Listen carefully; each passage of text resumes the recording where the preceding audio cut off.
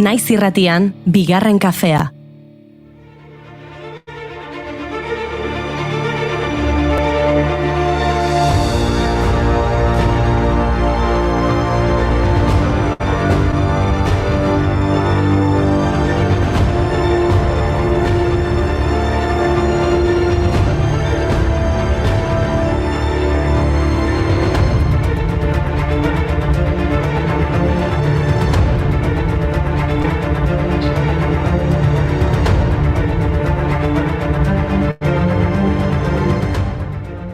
Arratsaldeon eta ongi etorri gaurko saiora.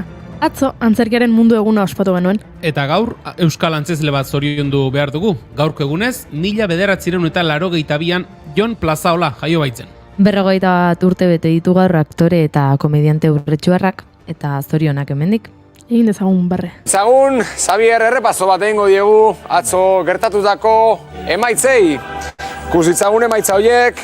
Lehenengo eta behin, zitrikoz zenoziain lau. Zimaz, hilea paindegia bat, ze moduz ikusi duzu zitrikoz zenoziain. Nik gehiago espero nuen... Arte ederrak ikasi zituen Euskal Herriko Unibertsitatean eta ondoren Madrilera joan zen bizitzera. Han Zinema Institutuan zinemako eta telebistako gidoiean eta ikusentzunezko prozesuetako teknikaritzan diplomatu zen. 2000 urtean EITB-n hasi zen lanean eta saio ezberdinetan aurkezle modura, guionista modura eta aktore gisa aritu da. Betizu, Finlandia eta kontu zatxuak saioetan, besteak beste. 2015an Ali Abajo saioan aktore lanetan hasi zen eta Euskal Herritik kanpora ezagun egin zen. Hori eta gero, Patria, Madres eta Amarres para siempre telesailetan aritu zen, baita beste film batzuetan ere.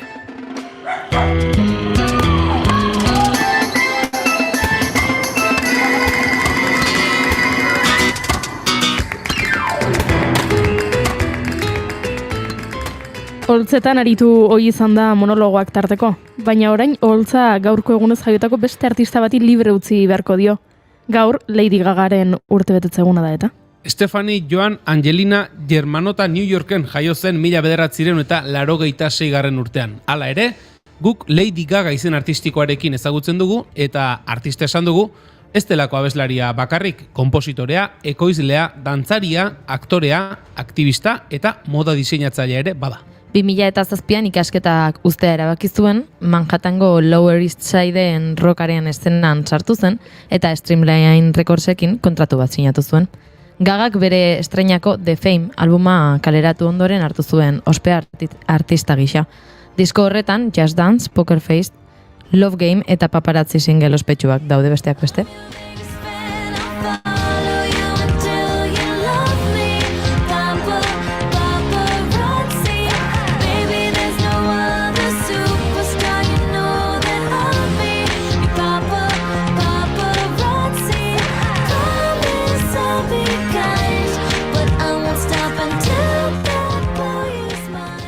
Paparazziak atzetik ez zituen izan, baina ospea izan zuen emakume bat gaurko egunez hiltzen 1951 Adeline Virginia Woolf, edo gehienok ezagutzen dugun modura, Virginia Woolf. Idazle britainiarra izan zen, eleberriak, ipuinak, antzerkilanak eta gainerako literaturalanak idatzi zituena. 20. mendeko modernismo anglosajoi abanguardistaren eta nazioarteko feminismoaren ikur nabarmenetako bat izan zen. Gerra arteko garaian figura esanguratsua izan zen Londresko gizarte literarioan eta bere lanik ospetsuenak honakoak dira. Mrs. Dalloway, To the Lighthouse eta Orlando. Hala ere beste obra asko argitaratu zituen, baina gaurko egunez 59 urte zituela bere buruaz beste egin zuen. Virginia gaur egun nahasmendu bipolarra esaten zaiona pairatu zen. Bigarren mundu gerraren eztandak, Londresko bere etxearen suntsipenak eta bere azken lanak izan zuen harrera hotzak egoera okertu zioten. 1951 martxoaren 28an, Wolfek berokia jantzi, patrikak arriz bete eta use ibeira salto egin zuen eta han ito egin zen.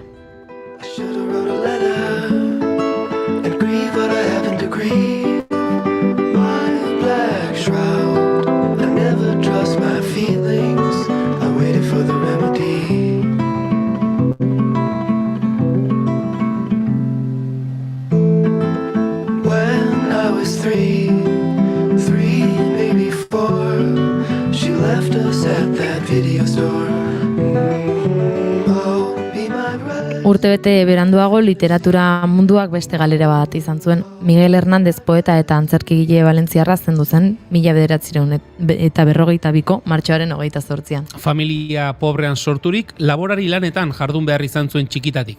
Hori dela eta guztiz autodidakta izan zen bere ikasketetan. 1934an Madrilera joan eta 27ko belaunaldiko poetekin harremanak egin zituen. Urtebete beranduago, Pablo Neruda eta Vicente Alexandre ezagutu zituen. Obra ezberdinak idatzi zituen eta Espainiako Gerra Zibila hasi zenean, Errepublikaren zerbitzuan jarri zen.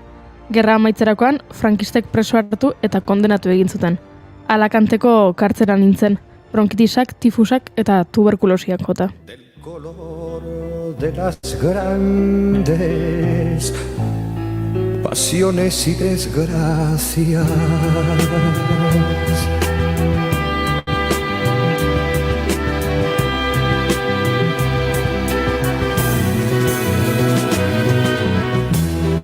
Regresará del llanto a donde fue llevada. Berriro Ameriketako estatu batuetara itzuliko gara, duela 44 urte Pensilvanian istripu nuklear bat gertatu baitzen. Harrisburg ondoko zentral nuklearrak gas erredaktiboa askatu zuen. Lehen egunean gobernadoreak telebistan esan zuen egoera kontrolpean zeukatela, baina gerora jarrera aldatu behar izan zuen. Aukera gisa ebakuazioa planteatu zuten, eta 140.000 lagunek egin zuten alde. Antzeko zerbait gertatu zen hemen, Tolosan, urtebete lehenago, baina hori gero kontatuko dizuegu.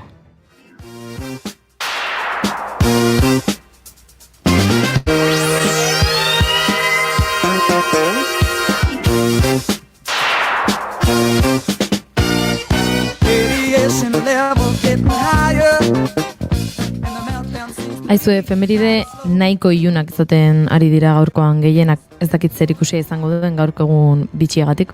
Gaur oian beltza opilaren eguna baita. Oian beltzeko opila txokolatezko bizkotxoz, kremaz eta gerezi azidoz osatutako tarta bata. Eta niri gosa sartzen ari zait deskribapenarekin bakarrik, beraz goazen aurrera bestela... Bai, gainera gaur Juneren egoak elkarteko Jolanda Martinekin ariko gara. Andoni Mikelarena ere etorriko da, Goierri eraldatzeko helburuz sortu den Biziola kooperatibaz hitz egitera. 1978 bidaia egingo dugu Tolosako tren istripu bat kontatzeko. Eta hori, eta askoz gehiago adibidez iparra eta hegoa ekimenaz jakin nahi balin baduzue, aurrera egingo dugu. Gaur martxoak 28 ditu, eta asteartea da. Ongi etorri, bigarren kafera.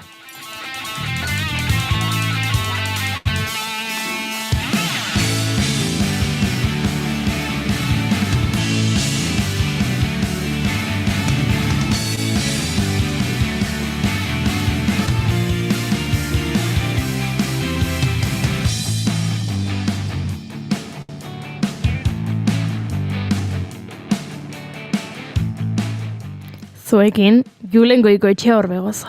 Arratsaldeon.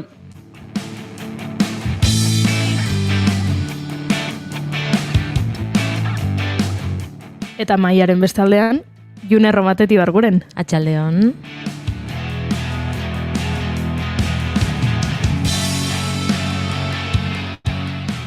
Ni Goiuri Zeizarandian haukazue, eta hauxe, bigarren kafea da.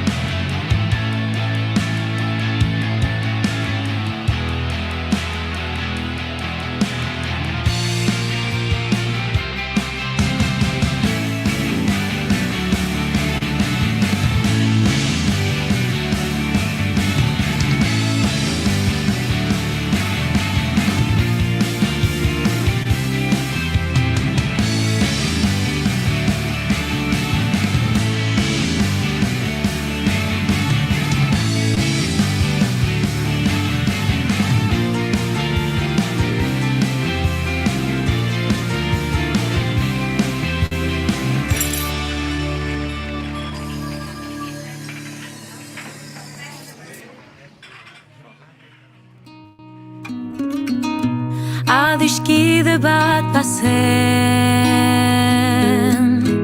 orotan bihotz bera.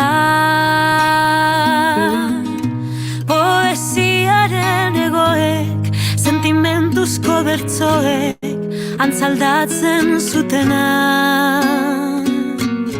Plazetako kantari bakar da desiozia, itzen lioa iruten bere barne. Katilloak prest ditugu, beraz, bigarren kafeari ekingo diogu. Gaur, esan bezala, martxoak 28 ditu eta bigarren kafeak 500 eta 419 saioa. Arratsaldeak 4:13 eta gu prest gaude zuekin kafeina puntu bat hartzeko. Zer larretan urepeleko hartzaina, mendie galetan gora, oroitzapen den gerora. Ez diet galdetu nire lankidei ea zer iruditzen zitzaien abesti honekin astea gaurko saioa. Baina azkeneko egunetan bolo-boloa dabilsaretan Rosalenen elkarrizketa bat, eta nik uste dut bere omenez gustora entzungo dugula, ezta? Bai. Mendie galetan gora, oroitzapen den gerora, iesetan joan inzana. Abesti zeharoa proposa maite ditugun gauzak aipatzeko. June, zer maite duzu gaurkoan? Nik gaur saretanen bilela irakurri dut esaldi bat, Twitterren irakurri dut, eta ez dakit beran orden, Leire Pinedo izena du. Eta idatzi du sentikorra izatea, ez dela ahula izatea. Eta ez dakit, irakurri duten lehen momentuan asko gustatu ziten esaldia izan da, ze, guztiz bat egiten dut esaldiarekin eta batzutan identifikatuta sentitzen naiz, eta pixkat horregatik maite dut esaldi hori. Zoragarri. Estalitako egien, oiurik bortitzena.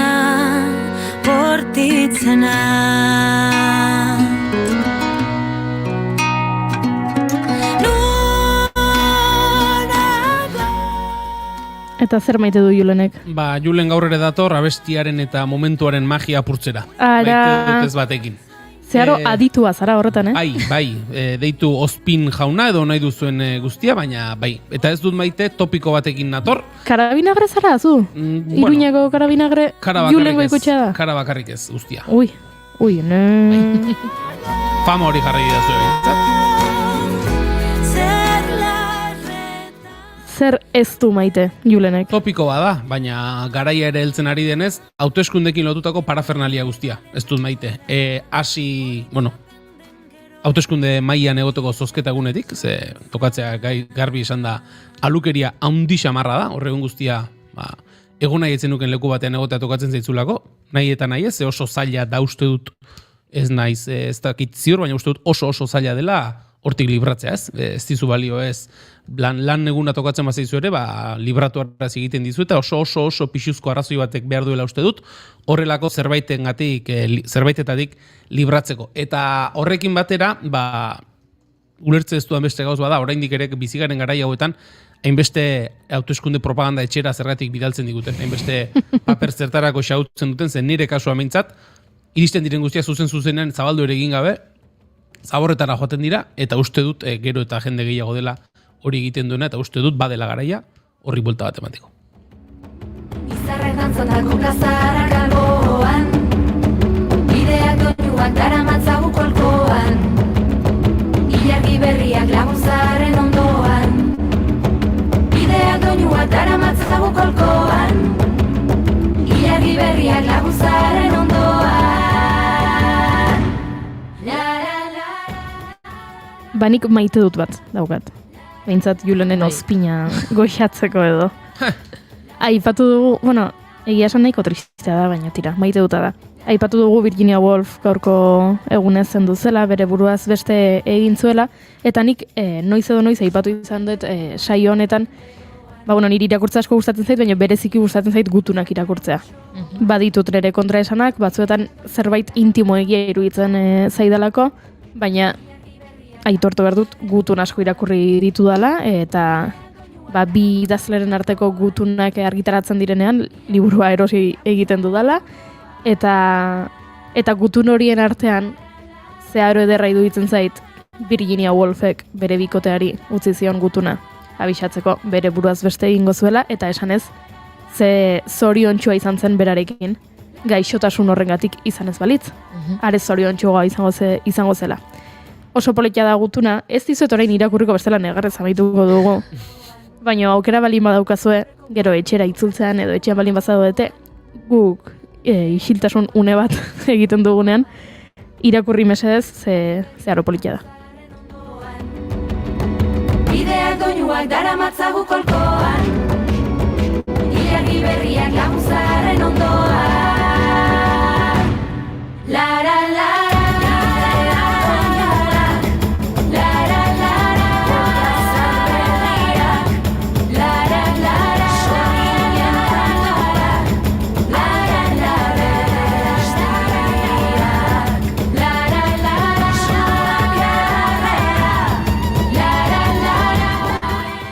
Eta iritsi zaigu hemen gure txatean maite dut bat. Hemen jartzen du, nik maite dut badokek asmatu duela joku bat euskal musika asmatzeko. Eta nik badakit euskal musikaz asko. Ara? Saiatu beharko gara, probatuko dugu. Gero, mikrofonak itzalita bada ezpada ere, jolastuko dugu. Uste dut, Gearle edo ateratzen Wordle badago, Bai. Antzeko atera zuten musikarekin. Abesti baten segundutxo bat edo zati bat, baina ez akaso abesti osoarena, akaso bajoaren linearen zati bat jartzen zizuten, eta pistak ematen bezala doaz ez, eta orduan eta pista gutxiagorekin asmatu, ez dakit puntuazioa edo nola izaten den. Eta uste dut, horren antzeko zerbait edo atera duela badokek, ze Iker Gurrutxaga gure lankidera ikusi dut orria saretan. Iker Gurrutxaga badakit Gearlen jokatzen oso, ez dakit Gearle esaten dene, baina monik horrela esango dut. Gerdel izango da, ez? Borrelako zerbait izango da. Gordelen zabalin bada. Badakit Iker Gurrutxaga eta bere nahi Iñaki hor borrokan ibiltzen zirela Gearlerekin, eta pentsatzen dut honekin ere unuzko ibiliko direla. Esan bezala egingo dugu saiakera eta erronkaren bat egin beharko dugu gure entzuleekin. Itxasoak aztua du zure izena, gure zen ondartzortan. Olatuak ezabatuz zure irria, orain inaiz marea eta gorantz noa.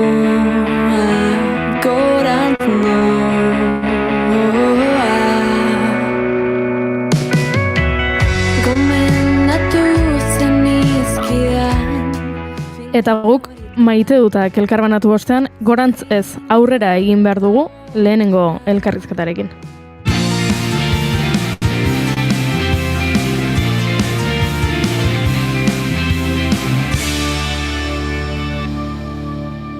Emaiozu bigarren aukera bat egunari. Naiz irratian, bigarren kafea.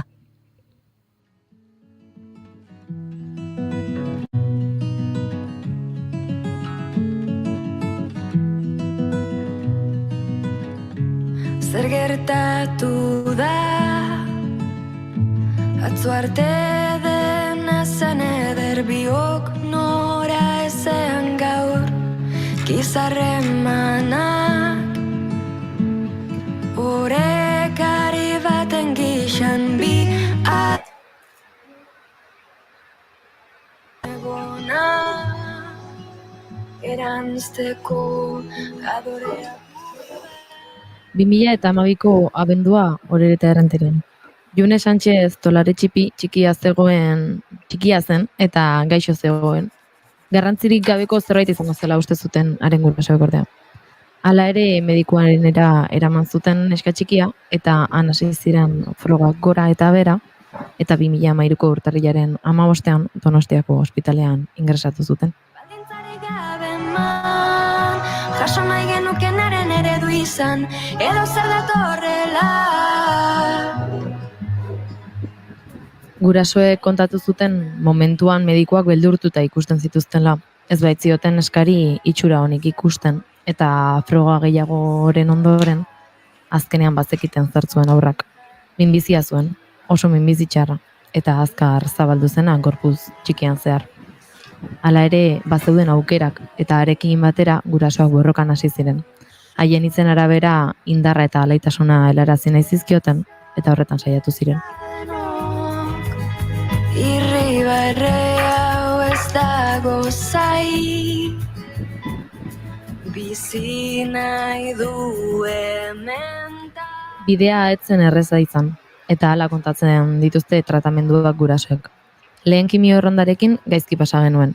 Minbizia edatzen ari baitzen eta kimioak zeharkako efektuak eragin zizkion. Entubatu egin zuten, ondoren trakeotomia bat egin, eta giltzurrunek ere utzi egin zioten, beraz, odoloa iragazteko makina bat jarri zioten. Bigarren kimio txandarekin bazirudien dena aurrerun zioala.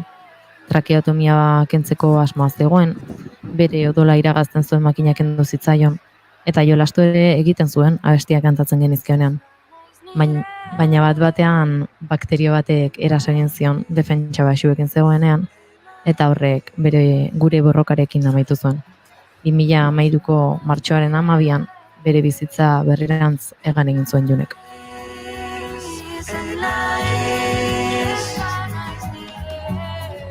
ez banaiz nire naiz. Sentitu eta sufritutakoaren ondoren Juneren gurasoek Juneren egoak elkartea sortzea erabaki zuten. Haiek bizitako egoeran zeuden beste haur batzuei lagundu ahal izateko asmoz. Ordutik 10 urte pasa dira. 10 urte sareak sortzen, topaketak antolatzen eta adituekin lanean ere aritu dira. Eta horretan jarraitzeko asmoa dute. Hala ere, dena hobeto kontatzera etorri da gaur gurera Yolanda Martin. Arratsaldeon, Yolanda, ongi etorri. Kaixo, arratsaldeon. Bai, pixkat hasiera emateko edo, nahiko nuke kontatzea, ea zu nola iritsi zinen Juneren egoak elkarte honen sorrerara, ze hasieratik egon zera bertan, ezta? Bai, justo orain kontatzen ari zineten bitartean, dana berriro bueltatu zait burura eta bueltatu zait bihotzera ere.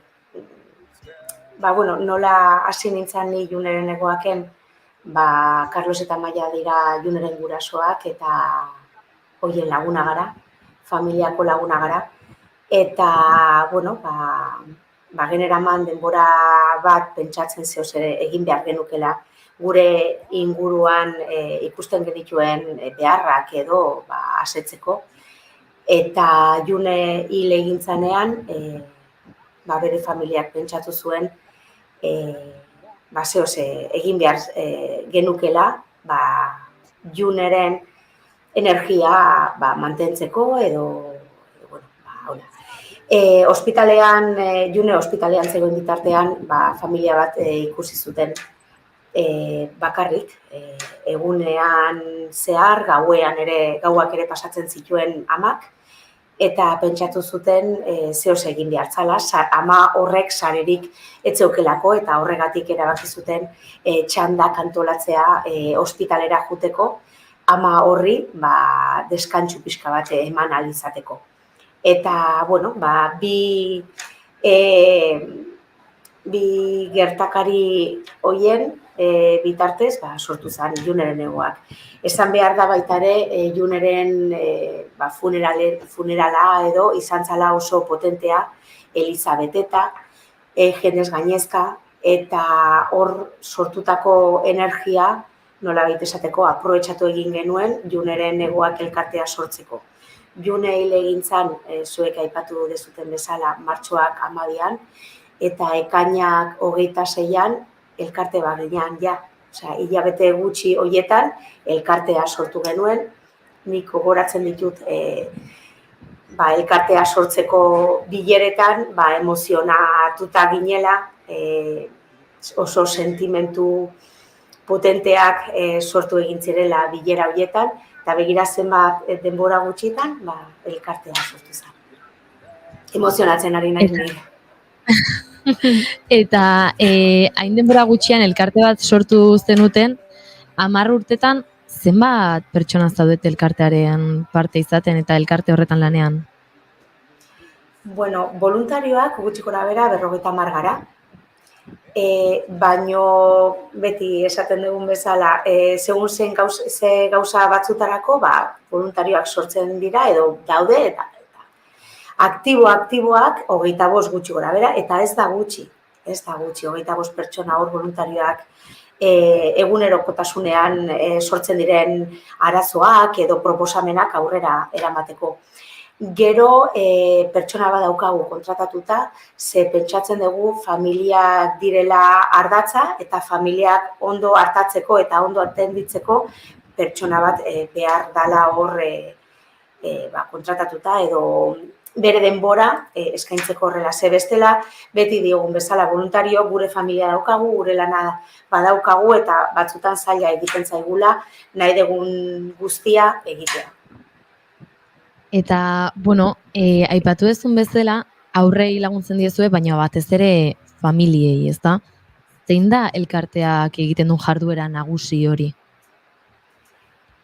Familiek segur ze behar duten, gu martxan jartzen gara nolabait esateko.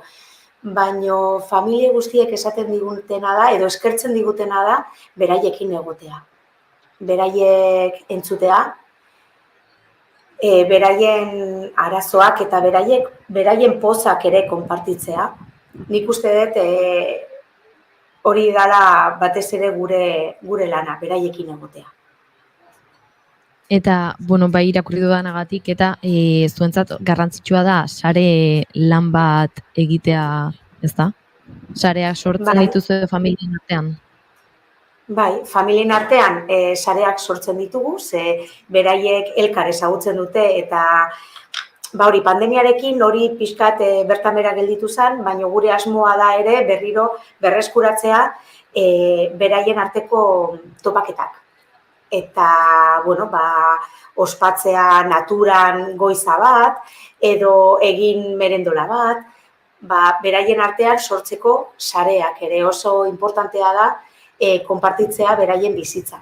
Eta gero sareak ere sortzen ditugu inguruko elkartekin, ze familiek zer behar dute, tratamentu ezberdinak, musikoterapia,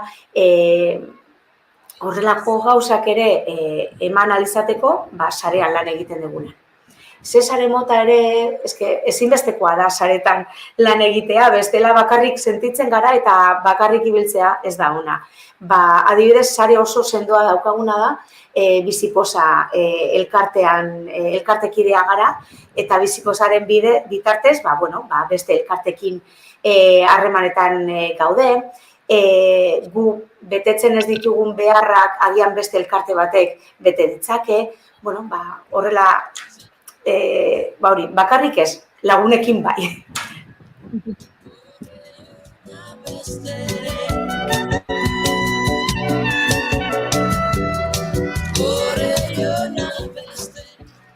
Bestalde, Yolanda, formakuntza saioak ere egiten dituzue? Bai, voluntario hoi eskainitako formakuntza saioak ere eskaintzen ditugu. Uste dugulako oso importantea dela, ze formakuntzak batzutan ematen diguna da, nola ze jarrera edo nola jokatu zenbait egoeretan, adibidez dolu egoera batean, ze tresna edo ze erramenta beharrezkoak diran egoera horietan lagungarria izateko. Gure artean komunikazioa nola landu. Nik uste formakuntza ezinbestekoa dela, ze zaintzaileok behar dugu zaintzaileok behar dugu zainduta egotea ere. Eta formakuntzak askotan hori ematen digu. Eta, suposatut 10 urte hauetan esperientzia asko biziko zenituzela, agian batzuk gogorragoak eta beste batzuk ederragoak, ez? Bai, ederragoak asko. Ze ikusi dezuten nola sortu zen Juneren egoak heriotza batetik itxaropenerako elkarte bat sortu dugu. Eta esperientziak asko izan dira, batzuk oso gogorrak, ze ibilbide honetan aur batzuk hil egin zaizkigu. Eta hori oso gogorra da, oso gogorra da. Baina baita ere, esperientzia oso aberatsak. Elkartasunerako bide honetan familia asko ezagutu izan ditugu. Pertsonekin egotea oso potentea da, oso aberatsa da. Eta voluntarioa izatea ere oso esperientzia gogorra da, baino pozgarria. Bai. Voluntariotza horretan, zer motatako jendea gerturatzen zaizue, adibidez, gazteak gerturatzen dira? Gazteak gerturatzen dira, bai. Eta importantea da ere, nik uste dut, eginkizun bat edo zehose egiteko edo beraien papera azpimarratu behar dela eta beraiek protagonistak sentitu behar direla gure elkartean. Eta baditugu voluntario gazteak ere, eta gero, nire adinekoak, gu ere gazteak gara, baina ez hainbeste. Eta adin guztitako pertsonak osatzen dugu Juneren egoak. Aurreko urtean, iaz egin zenuten Juneren egoaken egun handia, ezta? Nolako esperientzia izan zen horaz, nik herrian bertan ikusi nuen, baina nolakoa izan zen? Guretzako oso importantea da. Oso importantea zen, ze pandemiatik gentozen, eta pandemian garaian gure familia askok gaizki pasatu egin zuten. Orduan, Juneren egoak eguna izan zen aukera bat, berriro danok elkarrekin egoteko, elkar ikusteko. Eta hori batez ere egun hori izan zen ospatzeko eguna. Eta Juneren egoak egunean zer egiten dugu, aurrentzako gauzak antolatzen ditugu, tailerrak, musika dago, hori batez ere goizean. Puzgarriak, eta gero arratsaldean, musika, pixkat gaztei zuzendutako jarduerak egiten ditugu, eta berez da jai bat kalean. Eta gu errenderikoa gara, eta errenderiko jendeai ere eskaintzea horrelako egun bat, nik uste oso importantea dela. Festa, ospakizuna, eta baita ere sensibilizatzea. Ze askotan, gure inguruan familia asko daude, gure inguruan pertsona asko daude, behar bereziak dituztenak, eta ez baldin bagera egoten pixkat atento, edo antenarekin ez gara konturatzen. Alors je prie le vent pour que ça change tout. Moi je veux vivre, rire libre. Egun horretan plaza behintzandik betea ikusi nuen eta ospakizun handia izan zenuten, baina badago beste alde batez eta beste lan garrantzitsu bat dela ikerketa bultzatzea, haur minbiziaren ikerketa bultzatzea, ez? Eta horretan ere ari zarete. Bai, aurten atera nahi dugu laugarren deialdia, Juner Sánchez Tolare Txipiren bekarena. Beka horren helburua da ikerketan laguntza ematea. Guk dirua jartzen dugu, nolabait esateko, baina gero jarraipena ere egiten dugu, eta aparte oso aktiboa gara proiektuaren aukeraketan. Beka horren helburua da laguntzea proiektu bati, eta proiektu horren ardatza izango da minbizia pairatzen duten aurrei kalitate bizitza hobetzea. Hori da gure helburua. Nahi degulako, June minbizi baten ondorioz ere egin zen, neuroblastoma baten ondorioz, eta gure helburua da hauei bizitza kalitatea hobetzea. Aurten laugarren edizioa izango da, eta berezitasuna da crowdfunding bat antolatu degula. Momentu honetan, 1.265 euro jasota daudela, eta elkarrekin sortutako proiektua da, eta 3.000 eurotara heldu nahi dugu, eta gutxi falta zaigula. Hori ere azpimarratu behar da, gutxi falta zaigula. Ja, horretan sartu garela, ni bai galdetu nahi nun, crowdfundinga irekita dago, ez da, nondik parte hartu dezake jendeak, nondik dezake? Webgune bat dago, migranodearena.org, eta hor Juneren egoak atala dago sortua, eta nahi duenak, hor, bere ekarpena, txikia, hundia, eta ertaina, gu beti esaten dugu, gauza txikiek eragin asko dutela ere. Eta diru ekarpen txiki batek ere eragina dauka. Orduan, hori, nahi duenak, hor sartu dezake edo eman dezake bere ekarpena. Gero, beste laguntzeko era bat ere daukagu, Teaming plataforman hilabetero euro bat ematen da, eta ja iaia 700 lagun ditugu hilabetero euro bat ematen dutela. Eta, horretan ere laguntzeko aukera dagoela. Eta, beste laguntzeko aukera bat izan daiteke, agian voluntariotzaetan parte hartzea, ez da?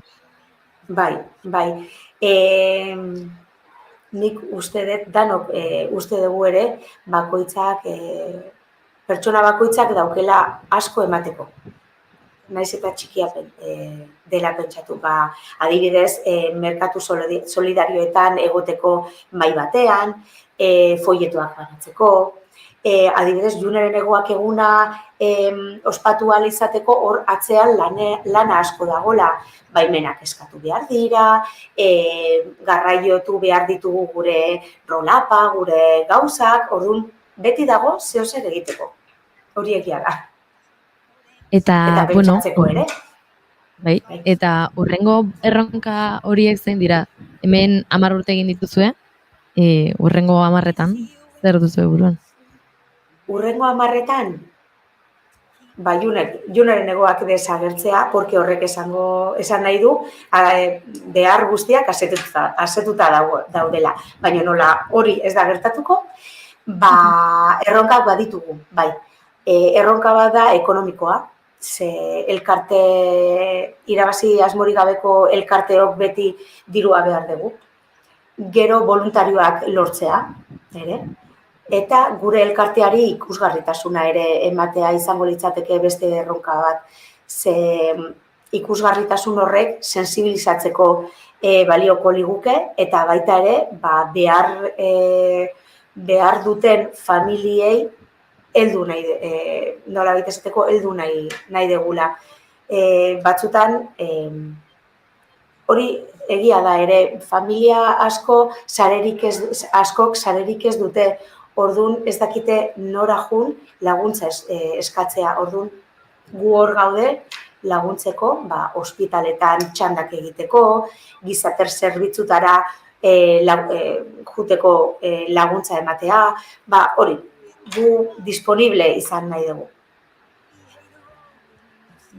Nire aldetik, mila esker Jolanda, eta nik uste dut denen aldetikan hitz egiten dudala, esaterakoan realitatea hau honea ekartzea, ederra dela, eta, espero dudala ere nik elkartea lehen edo desagertze hori edo behintzat asebetetzea behar diren utxune horiek. Bai. Eskerrik asko, Jolanda. Eskerrik asko komunikabidei beti guri laguntzeko prest zaudetelako eta guretzako oso importantea da. Ze oso elkarte txikia gara, baina zuek ere laguntzen diguzute pixkat handiago izatea. Jarraituko dugu harremanetan, baina orain aurrera egingo dugu gauzak gehiago ditugu eta kontatzeko. Eskerrik asko Jolanda eta hurrenera arte. Pour intensifier notre protection commune aux frontières avec une véritable police de sécurité aux frontières extérieures. Nous devons le faire pour notre sécurité. Moi, aujourd'hui, ça m'est arrivé, mon cousin il était décédé ici, donc je ne veux plus que ça refaire encore une autre famille. Garbi dago kontrol hori egiten da fenotipo araberan, ulertzeko itxura. Kontrolak ikusita, migranteak eta beste bide batzuk hartzen da bide arrisku hauek eta noizipen erizotzak azpeto baten gara, ez? Je suis désolé, ni Niego Puyo et encore moins moi, nous pouvons infléchir la position des États. Zubiak irekitzea aldarrikatzen dugu behin eta berriro. Kontrolak kentzea, hitzetik ekintzara pasatzea erabaki dugu. Eta zubia ireki dugu. Jalegitik atera naizen argi eta garbi izanen, urrengo arte, migrantak segituko dute pasatzen. Une fois que tu fais le passage, il y a beaucoup des autres bénévoles qui vous accueillent et qui vous amènent. Bideak pasta. Ostegun eta igande goizero atal berri bat Naiz Irratian. Eta nahieran irratia.naiz.eusen eta podcast plataformetan. Naiz Irratia eta Media Bask.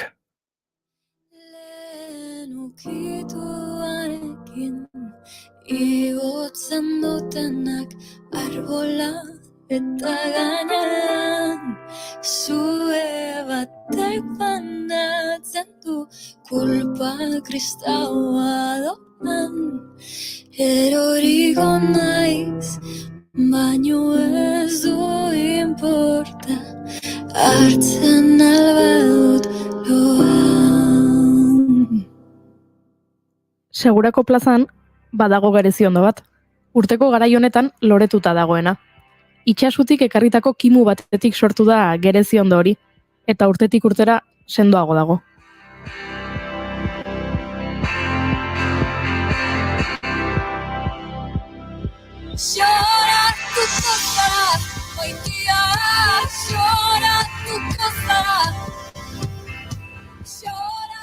Ez dago gereziondoarena baino metafora hoberik iparraegoa kulturasteaz hitz egiteko. Zuhaitza bezain indartsu eta loratsu dago ekimena. 26. edizioa du aurtengoa. Festa giroan eta jendartean iparraldeko eta hegoaldeko euskaldunen anaitasuna aldarrikatuko dute, seguran. Atzo hasi eta igandera arte ekitaldi andana antolatu dituzte. Eta pixka bat egitaragoari erreparatzeko Euri Albizu gonbidatu dugu gurera. Arratsaldeon Euri. Arratsaldeon bai. Zer moduz, hasteko, zer moduz zu? Bueno, ondo gabiltzen da lanpetuta, baina gogoz. Lanerako gogoz eta aste haue ospatzeko gogoz bai. Atzo, esan bezala, atzo hasi zen, astelena, martxoako 27, 26. Edizio hau. Zer moduzko jardunaldia izan zen atzokoa? Bueno, ongi hasi zen, Urruñako aurrak ditugu orain, 2 egunetan seguran. Atzo goizetik etorri ziren, eta bertako umeekin elkar ezagutza eta elkartuke bat egiten dute. Bai iparraldeko eta hego Euskal Herriko errealitate ezberdinak ezagutu ditzaten, eta hortan dabiltza. Eta hortan zen, hitzaldiak ere izaten ditugu, aurten migranteen gaiari heldu nahi izan diogu, geroz eta nabarmenakoa delako, Gipuzkoa eta Lapurdi artean, horre bidasoan tragedia bat bizitzen ari dela, jendea hiltzen ari da, eta nolako zailtasuna dituzten, Gipuzkoatik Lapurdira pasatzeko, eta horko hitzaldi bat ere izan genuen, gai horren inguruan, eta gaur ere beste bat izango dugu. Aipatu duzu aurrak hortxeari direla elkarrekin hartu emanean eta jolasean, baina pentsatzen dut herriko helduentzat ere ezagit bizipoza izango dela, ikustea herria umez beteta. Egia esan, jai giroa dago, aste osoan, umeak ere zain daude, baina helduak ere bai hitzaldietarako eta prestatu ditugun, ekimen ezberdinetan parte hartzeko. Ekimenetan buru belarri sartu aurretik, aipatu nahiko nuke aurtengo leloa muga, langa, bota, sega dela. Zergatik hori? Hori da, lehen aipatu duan bezala, geroz eta ageriagoa dela, edo oso nabarmena dela orain, migranteen kontuarekin, hortxe badaukagula muga, ez da?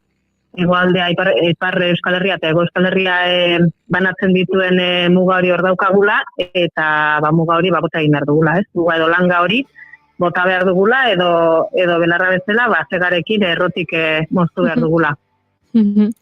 Esan bezala, atzo dagoeneko gaiaren inguruko lehenengo hitzaldia eskaini zenuten, Baina gaurko eguna ere, ekimenez beteta dator, esan bezala, Urruñako ikasleak eta Segurako ikasleak goizean zehar Seguran ibili dira, eta, talotaierra, Segura irratira bisita, bazkaria denak batera, pozik egongo dira.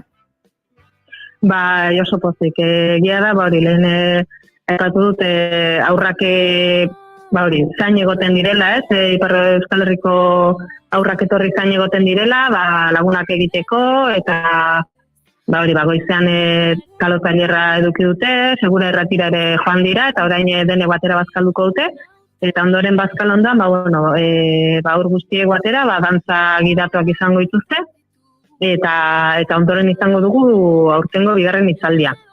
Euskal Herria eta migratzaileak gaia hartuta. Ane Urizar, UEZiko irakaslearekin, eta Anaitze Agirre, SOS Arrazakiriako kidearekin. Galdetu nahi nizuke, ea gero urtean zehar harremana mantentzen duten umeek? Aur gaztenek ez dugu beti elkartrukea ikastola berdinarekin egin. Orduan, bai hasten dira, iparregoa baino lehen, bai hasten dira harreman egiten, baina gero, hemengo aurrak bai joango dira, maiatzean edo ekainean joango dira Urruñara, baita ere, eta, asmoa da, bintzate urte batzutan, harreman hori mantentzeko. Normalki egiten dugu Segurako eskolan dauden aurtzarrenekin, eta, horiek mantentzen dute harremana, eta ondoren ostegunetik etortzen dira Etxepareko ikasleak, Baionako Etxepare Lizeoko ikasleak, eta horiek bai dira, urtero etortzen direnak, eta horiekin harreman estuagoa dute bai.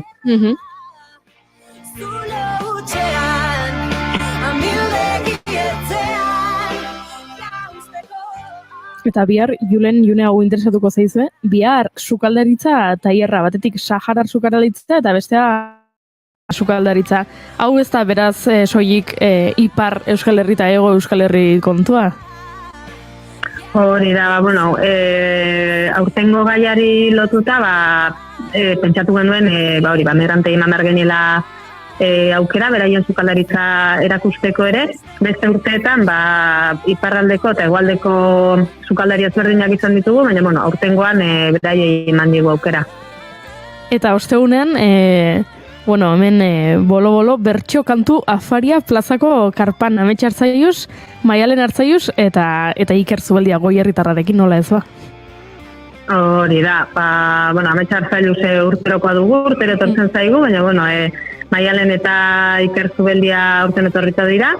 Iker bera gehiagotan ere etorria da, baina, hirukote derra, bertso kantu afaria egiteko.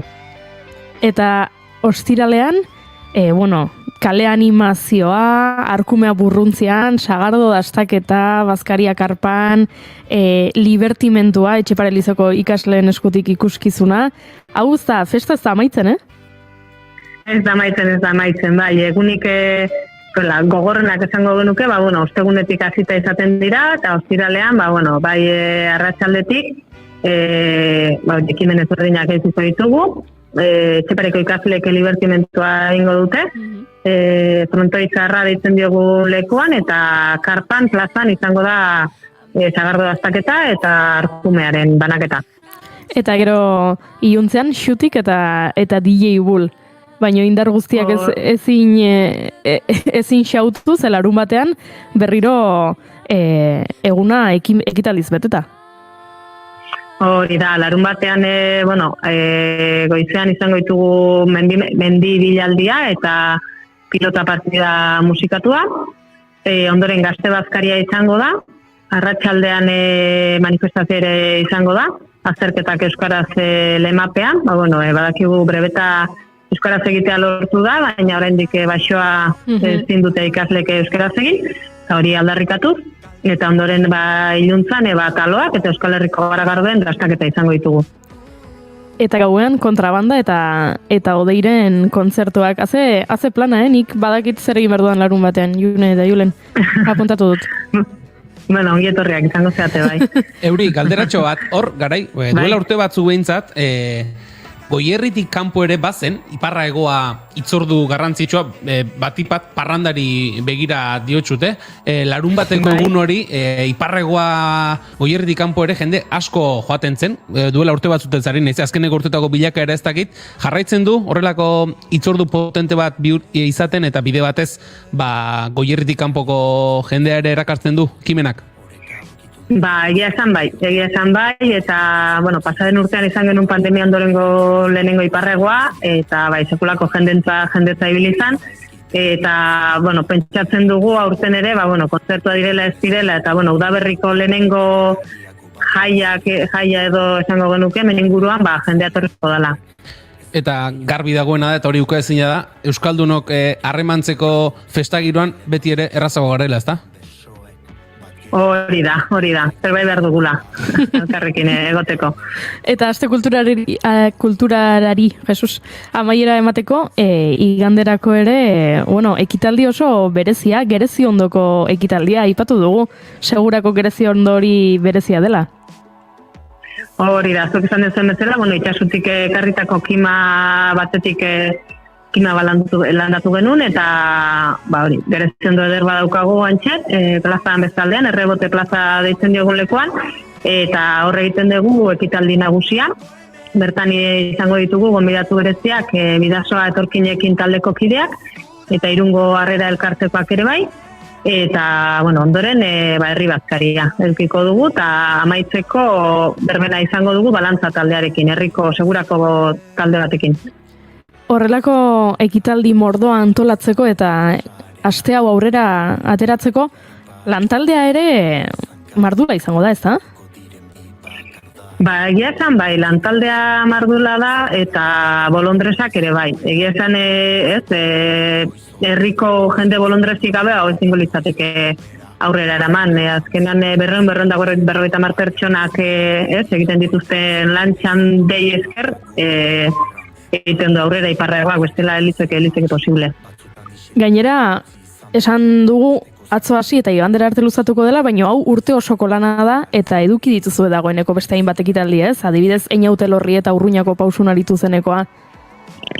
Hori da, bai, esan bezala, urte osoko lana da, baina martxoan normalean, aurretik ere izaten ditugu zenbait ekitaldi, pausune Einaute Lorri eta izan zen, eta martxoaren 17-18an Urruñan bizifilmak, bigarren edizioa egin genuen, filman laburren eta dokumentalen emanaldia. 26. edizioa du honek, kultura aste honek, asko aldatu alda lehenengo edizio hartatik? Izugarri, hasieran taldetxo txiki baginen, ez? Ipar Euskal Herriko eta gure arteko harremana sendotu nahi genuena, eta gerozti handitzen joan da, eta egia esan bai, asko aldatu da.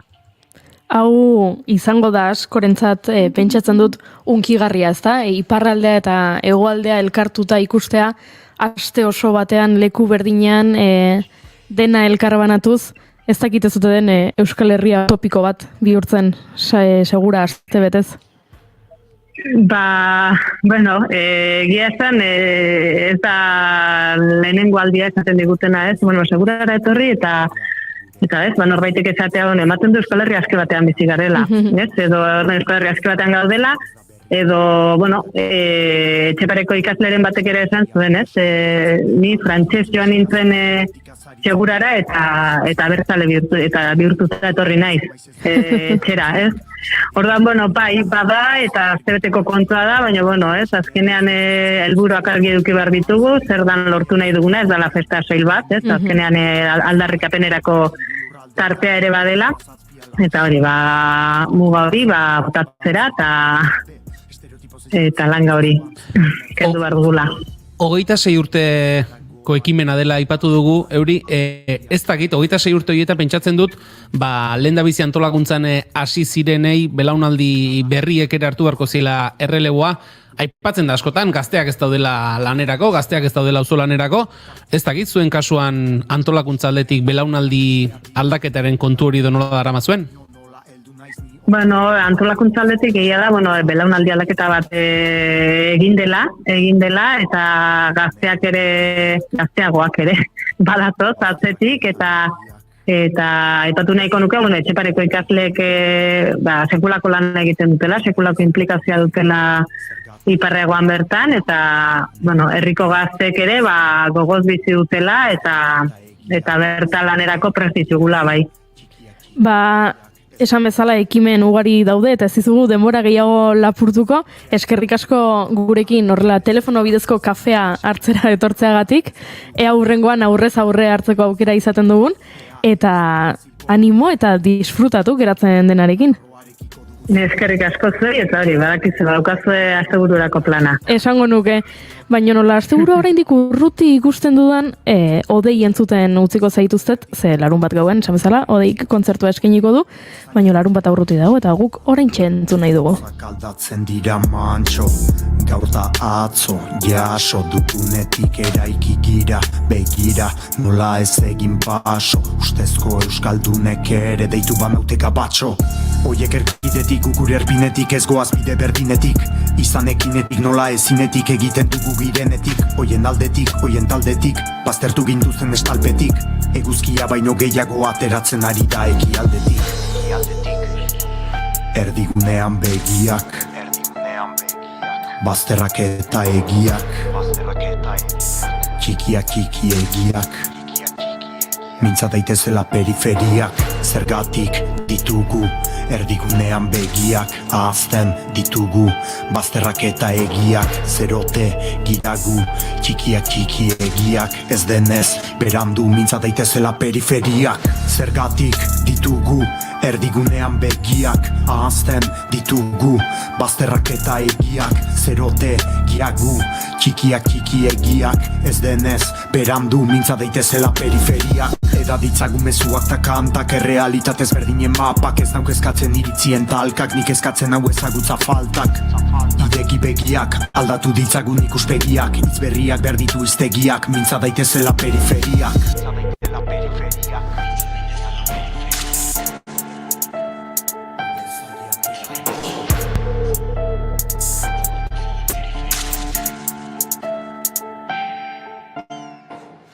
Naiz irratia entzuten ari zara. Bilbo aldea, 92.2. Gasteiz eta Arabako lautada, 91.5. Donostia aldea, 93.8. Gernika, 96.7. Leitza, 95.1. Bortziriak, 103.1. Urola, 91.8. Goierri, 102.2. Legazpi, 94.6.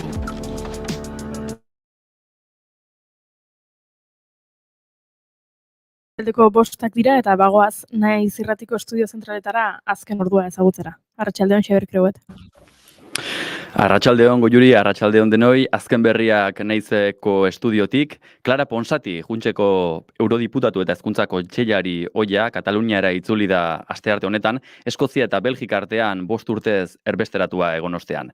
Junts Perkatek adierazi duenez, alderdiak babes osoa adierazi dio Clara Ponsati kontseilariari, Kataluniara itzultzeko erabakian, konfrontazio adimentsuan kokatutako erabakia. Bestalde batetik, gutxienez 39 pertsona hil dira Mexiko eta Estatu Batuen arteko mugan, Ciudad Juarezeko migratzaileak atxikitzeko batean izandako sutean. Mexikoko presidenteak migratzaileek abiatutako protesta bati egotzi dio sutearen jatorria. Esto tuvo que ver con una protesta que ellos iniciaron a partir, suponemos, de que se enteraron de que iban a ser deportados, movilizados. Antonio Manuel López Obradorrek hedabideen aurrean azaldu duenez, deportatuko zituztela jakitean istiluak sortu dira zentroan. Como protesta en la puerta del albergue pusieron colchonetas del albergue y les prendieron fuego y no imaginaron de que esto iba a causar esta terrible desgracia. Entzun duzuen bezala, Mexikoko presidentearen arabera migratzaileek deportazioen aurkako protesta gisa Zu eman diote koltxoi bati, jakin gabe zer nolako ondorioak izan zitzakeen horrek. Gertakariaren aurretik, Mexikoko Immigrazio Institutu Nazionaleko agenteak operatibo bat burutu zuen Ciudad Juarezen limosna eskatzen zuten migratzaileak kaletatik eramateko. Eta bukatzeko errepideetara goaz, kamioi baten matxura eman da Erandio Barakaldoko norantzan, eta herri bat itxi dute autopilaketak sortu dira. Besterik ez, 6etan izango gara berriz, naizen estudioan, azken albisteekin. Eskerrik asko Xabier Krobet, bagoaz gure aurrera. Ez dakitzu zer irakurri eta gomendio bila zabiltza? Uluka 3 Literaturaz bai, baina ez da inbeste.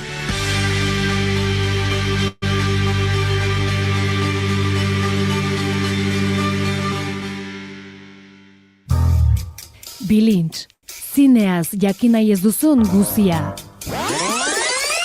Attention please, Beñat Iturrioz hasi delako ja gauza radiofonikoak egiten. Ordu momentu honetan oinetakoak kendu ditu, galtzerdiak ere bai, hankautsi dago eta komuneko...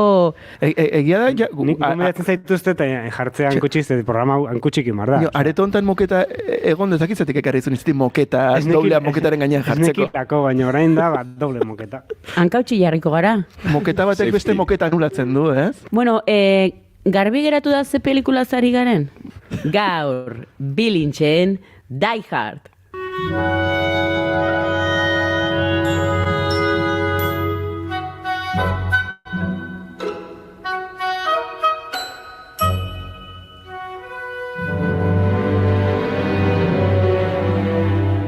Entzun Naiz Irratiko webgunean edo podcast plataformetan.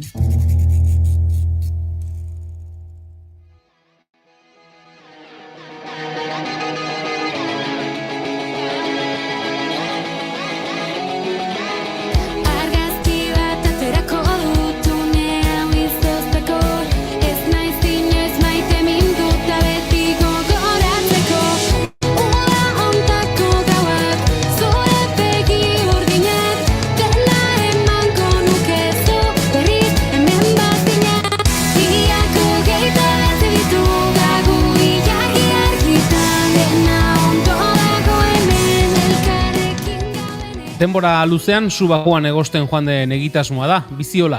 Urteak dira, Gipuzkoako Goierri bailarako hainbat herritar alor ezberdinen inguruan zituzten egonezinak elkar banatzen hasi zirela. Besteren artean, ekonomiarekin eta alor sozialarekin loturiko egonezina zituzten, eta hoiek saretuz, bailara bizigarriago, jasangarriago, berdinago eta orekatuago bat lortzeko lanean hasi ziren.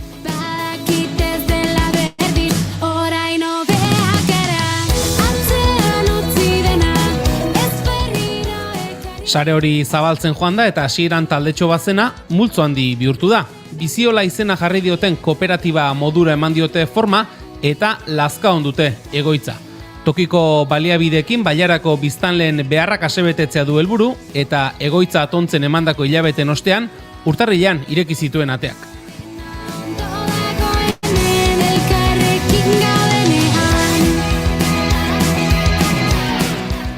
Orain arte egin dutenaz, gaur egungo egoeraz eta hemendik aurrerakoa hitz egiteko, bigarren kafera gonbidatu dugu Andoni Mikelarena, Biziolako kidea. Arratsaldeon eta ongi etorri Andoni. Arratsaldeon. Aipatu dugu, eraldaketa, Biziola, Goierrik eraldaketaren beharra du? Bueno, uste dut, gure belaunaldiak galdera handia ditula mai gainean, eta gure aurrekoek neurri batean asmatu zuten, garai horrek euren mai gainean jarri zituen galderei erantzuten, eta uste dut guri ere horixe egitea tokatzen zaigula, eta gaur egun ezin dugu etorkizuna hitz egin, ez baldin badugu hitz egiten, gure eredu ekonomikoa lurrarekin bateragarri egin behar dugula, ezin dugu hitz egin geroz eta arrakala sozial handiago sortzen ari den sistema ekonomiko batek dituen muga eta arazo ez hitz egiten ez baldin badugu. Orduan, bueno, Goierrik erronkak ditu, bai, beste guztiek bezala, eta zenbait eremutan beste batzuek baino gehiago. Aipatu dugu hasieran, nolabait ere, hainbat egonezin zituzten gazteko harrila bat edo elkartu zinetela hasieran, horrelakoetan norbera pentsatuko du ez, ni baditut egon ezinak eta ni bezala jende gehiago egongo da, nola sortzen da sare hori, nola elkartu zineten, ez dakit lehendik ezagutzen zineten elkar, egoera berria izan zen, konta iguzu. Bueno, aipatu duzu gazteak elkartu ginela eta seguramente baten bati pozearra bandiozu. Danak ez behinen... Nik hortzear irakurri dudan esan dute, besterik gabe. Horren gazteak, baino... Bueno, egia esan kasualitate bat izan zen, eskualdeko bi pertsonek egin zuten deialdi bat, eta deialdiarri erantzunez, gaina goatzen dut, deialdiaren izenburua zen Goierriko ekonomia sozial eraldatzaileeko topaketak. Alegia, diseinatzaileak nahiko burua uste izan zuen, kartelean izenburu puska hori sartzeko. Baina hala ere, ia 40 pertsona elkartu ginen, eta esango nuke berritasuna zela ordura arte, beste eremu batzutan, ikusi gabeko edo elkar ikusi gabeko aurpegi batzuk elkartu ginela.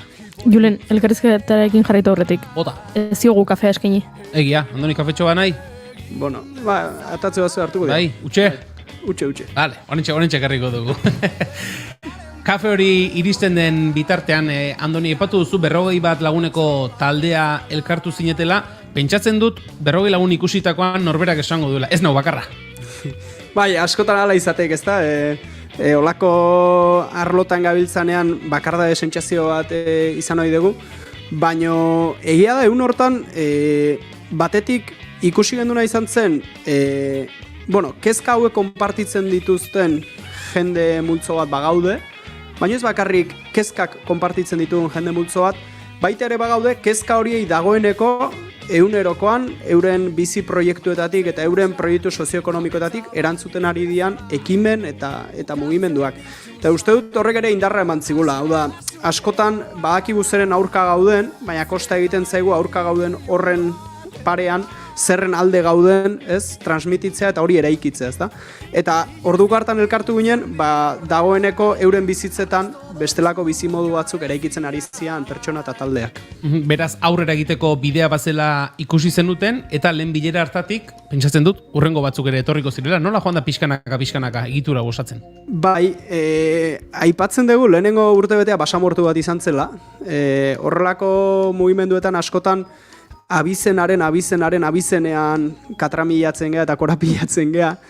Eta egia da, hasieran ez, nor gara, noruntz joan nahi dugu, ze helburu ditugu, galdera horien bueltan ia erotu ginela, eta, zorionez, ekintzara pasatzen hasi ginen, eta horrek eman zigun nolabait ez, ja martxa hartzeko gogoa edo.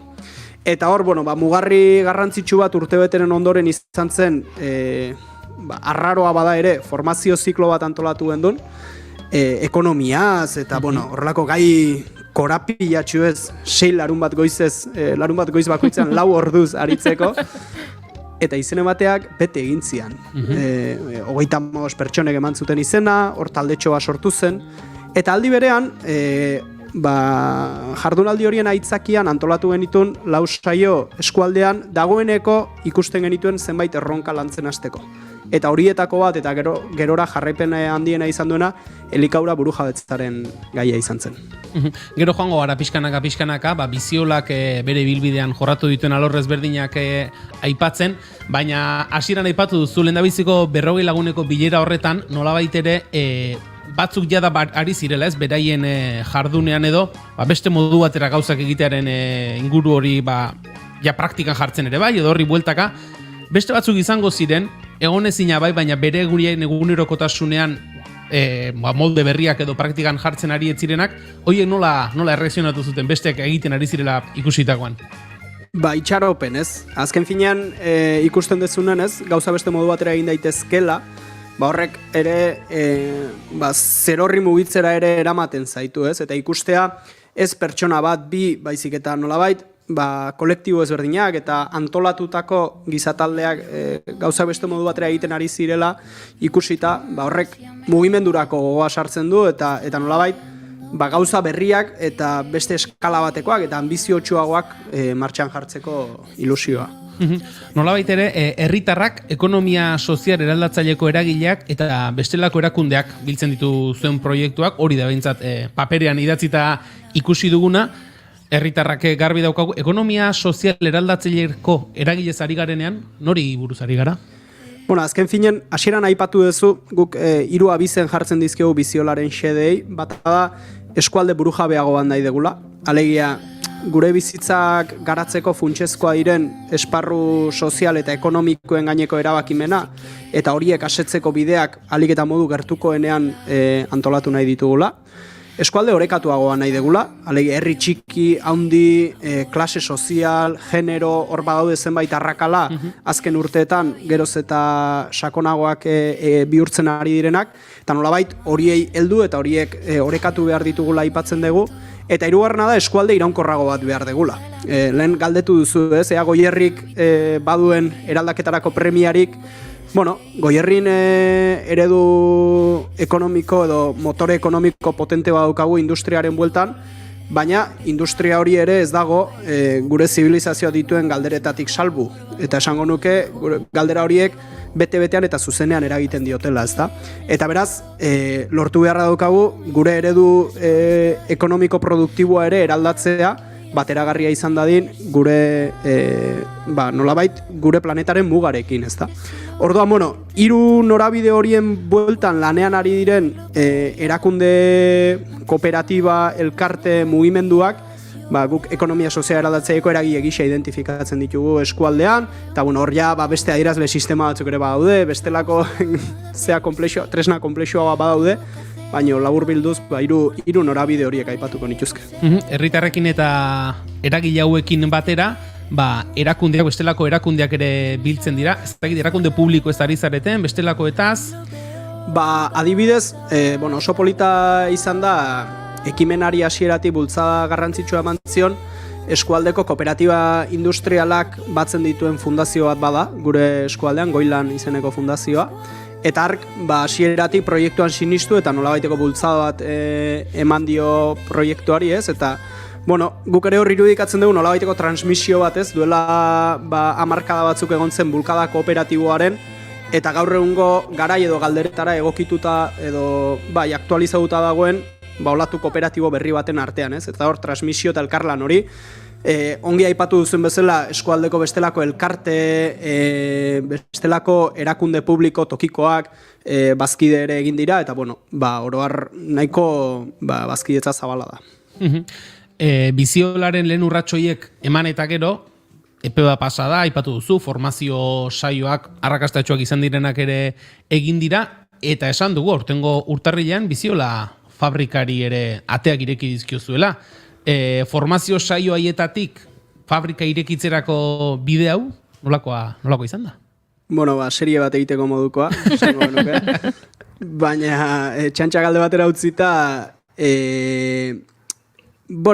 nahiko, faktore ezberdinak bat egin dute, baina esan bezala jardunaldi horien bueltan, arazo edo erronka zehatzak lantzeko zenbait saio egin genitun, eta horietako bat izan zen elikaura burujabetzarena.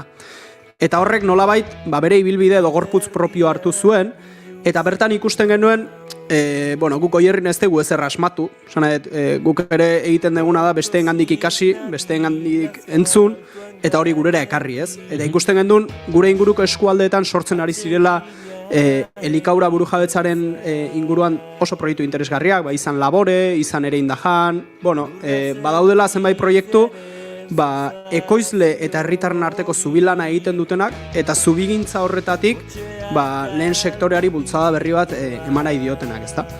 Orduan, elikaura burujabetzaren bide hori lantzen ari ginela, beharra ikusi genuen alde batetik, lokal edo espazio bat topatzeko jarduera martxan jarri alizateko, eta horren bila ari ginela topo egin genuen espazio batekin aukera ematen ziguna, elikauraren gaia jorratzeko espazio bat izateaz gain, dagoeneko saretzen ari ginen bestelako eragileentzako topaleku izateko, ezta? Eta, txamponaren bi alde horiek bat eginda, hortik erabaki genuen apostu egitea eta Biziola fabrika edo deitzen diogun hori martxan jartzen hastea.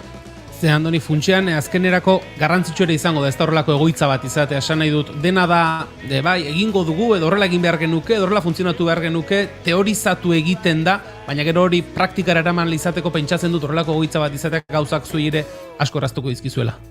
Azken finean, eraldaketa hitz egiten dugunean, gauzak egiteaz ari gara hitz egiten. Eraldaketa ez da hitz bat, ez da kontzeptu bat, ez da asmo bat. Aldatzeak esan nahi du, gaur modu batean egiten diren gauzak, bihar beste modu batean egitea.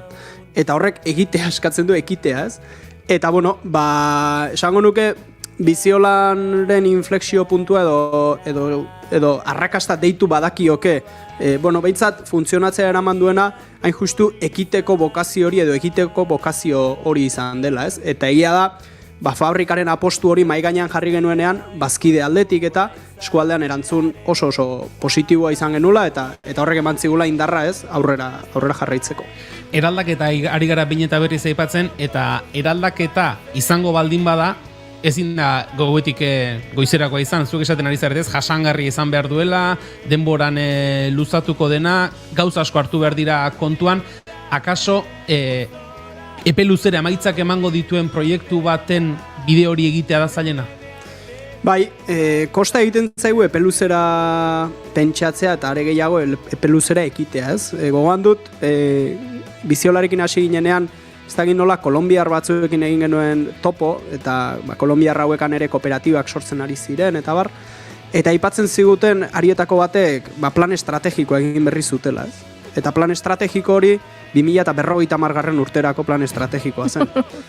Guk beti bromaetan esate gendun, ez? Aurkezpenetan, guk noiz arteko plan estrategikoak egite ditu 4 urte eta bigarrenean ja kadukatuak, ez da?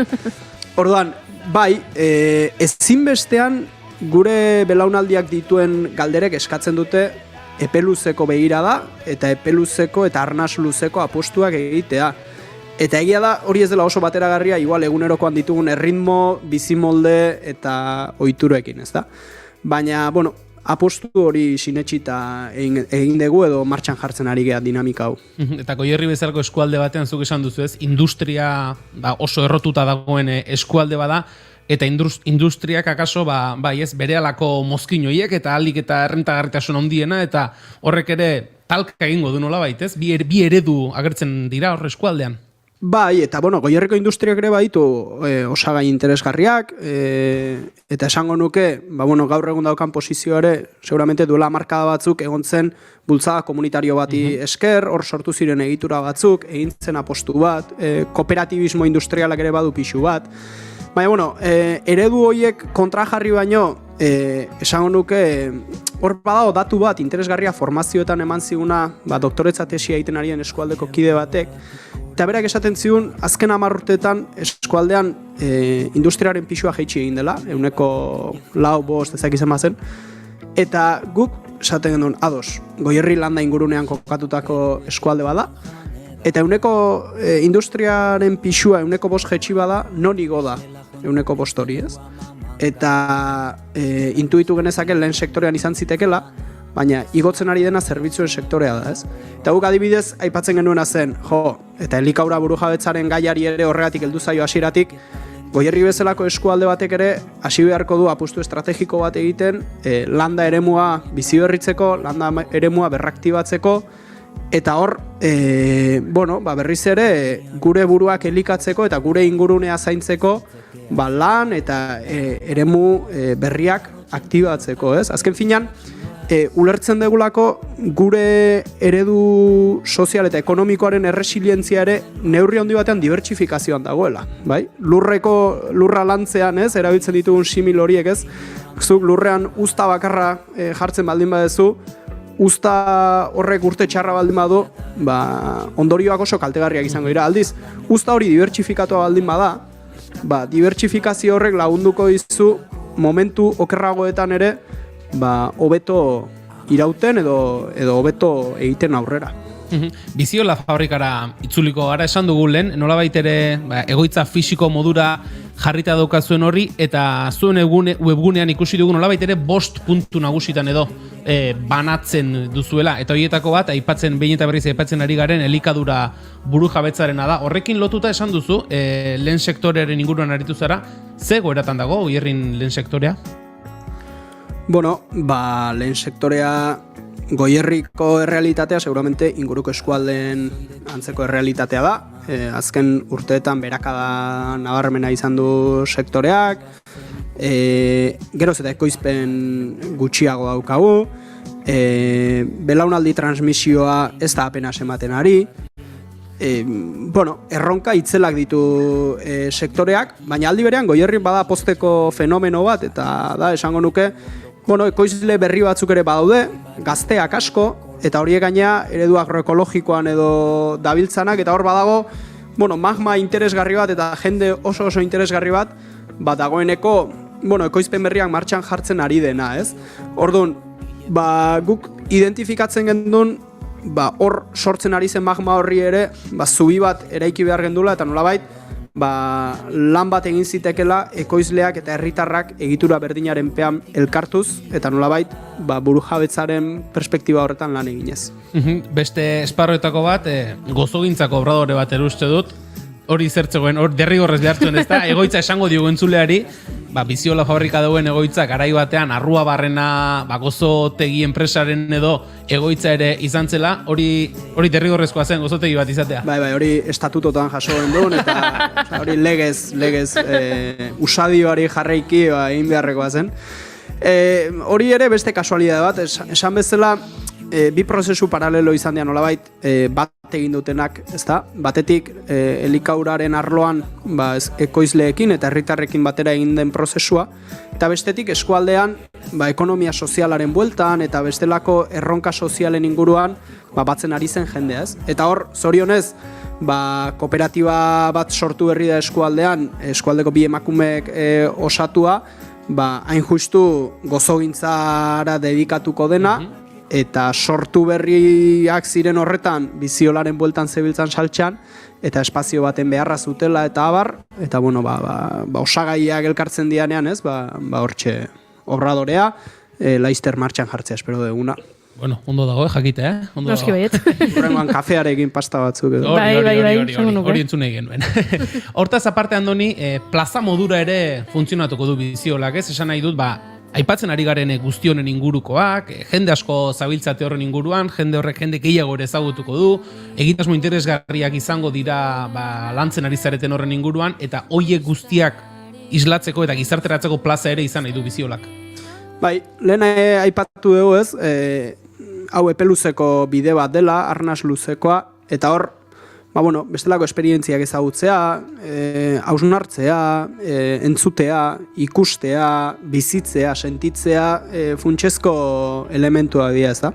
Eta hor, hasieratik interesgarri ikusi genduen plaza bat sortzearen ideia, azken finean, planteatzen ari geana, mundua ulertzeko eta mundua bizitzeko, ez? Beste modu bat erdigunean jartzea delako, ez? Eta orduan, horri aukera eta hotxa emango zion plaza bat sortzea egoki ikusi gendun, eta dagoeneko hasieratik ez dakit zenba jardunaldi egin dian, jende pila batek eskatzen digu, eragile ezberdinek, eta gu oso pozik guztien diegu lekua, eta horretarako dago. Eta uste dut, aipatzen ari garenaz gain, norbaitek, egitasmoren bat duen norbaitek, zuen bidetik edo zuenera batu nahiko balu ere, aztegi modura ere, funtzionatzeko baduzuela, Biziola. Bai, hori bigarren fase batean etorriko da, ez dugu aipatu, baina obran eta abar auzolanean aritu geha, hilabete gogorra izan dira, asko ikasi dugu, egia esan oso esperientzi interesgarria izan da, pedagogikoa, norbere eskuekin lan egitea bezain gauza, ez, pedagogiko hori ez dago akaso. Eta, hor, lehen solairuan aipatu dituzun denda kooperatiboa, obradorea, plaza, eta aldi berean, eta honi ere garrantzia ematen diogu biltegi handi bat ere badago, ze asmoa ez da proiektu zentralizatzaile bat izatea, baizik eta espazio zentral bat izatea, ondoren bertatik eskualdeko beste espazio batzuetara ere produktuak eta bestelako zerbitzu eta abarrak banatu edo ahal izateko, ez da. Eta hor, bigarren solairuan, badau espazio zabalat, bigarren fase batean irudikatzen duguna, logika honetan lanean dabiltzan proiektu ezberdinentzako kokaleku eta bizigune. Andoni, Biziola fabrika izan da nolabait ere orain arte egindakoaren eta hemendik aurrera etorriko denaren arteko ez dakit esi esatea, baina mugarri sendo bat. Uste dugu baietz eta ambizio horrekin egin dugu. Guk beti aipatzen dugu, ez? Lehenengo saio hartan duela 3 urte elkartu ginenean, ia 40 pertsona elkartu ginen, eta 40 pertsona zaratago, ia 18 proiektu sozioekonomiko elkartu ginen. Eta esaten gendun, proiektu hauek hemen daude, hemen gaude, baina ez dago gure artean harremanik, ez? Eta lurralde batean, bestelako logika batean dabiltzan proiektu asko egoteak, ez du esan nahi, ezinbestean lurralde horren garapeneko logiketan eragiteko gaitasuna daukazunik, ez? Orduan, pentsa, 3 urtetan elkartzen hasi gea eta gai gea, horrelako dimensiotako fabrika bat hartu, gure eskuekin eraldatu, gure eskuekin prestatu, eta ez, eremu berrietan eragiten hasteko. Pentsa, espazio berean, hilabeteko bileraz gain, egunerokotasuna ere partekatuko bagenu, eta egunerokotasunean, ze proiektu eta ze dimensiotan pentsatzen hasgintezken. Bazkidetza ere aipatu dugu elkarrizketa honetan, behin baino gehiagotan, biziola.eus webunean sartuta duzu informazio guztia, baina bi bazkidetza mota edo izan genitzazke daudela. Bazkide erabiltzailea eta bazkide laguntzailea. Bai, azken finean beti gora sortutako proiektu badau.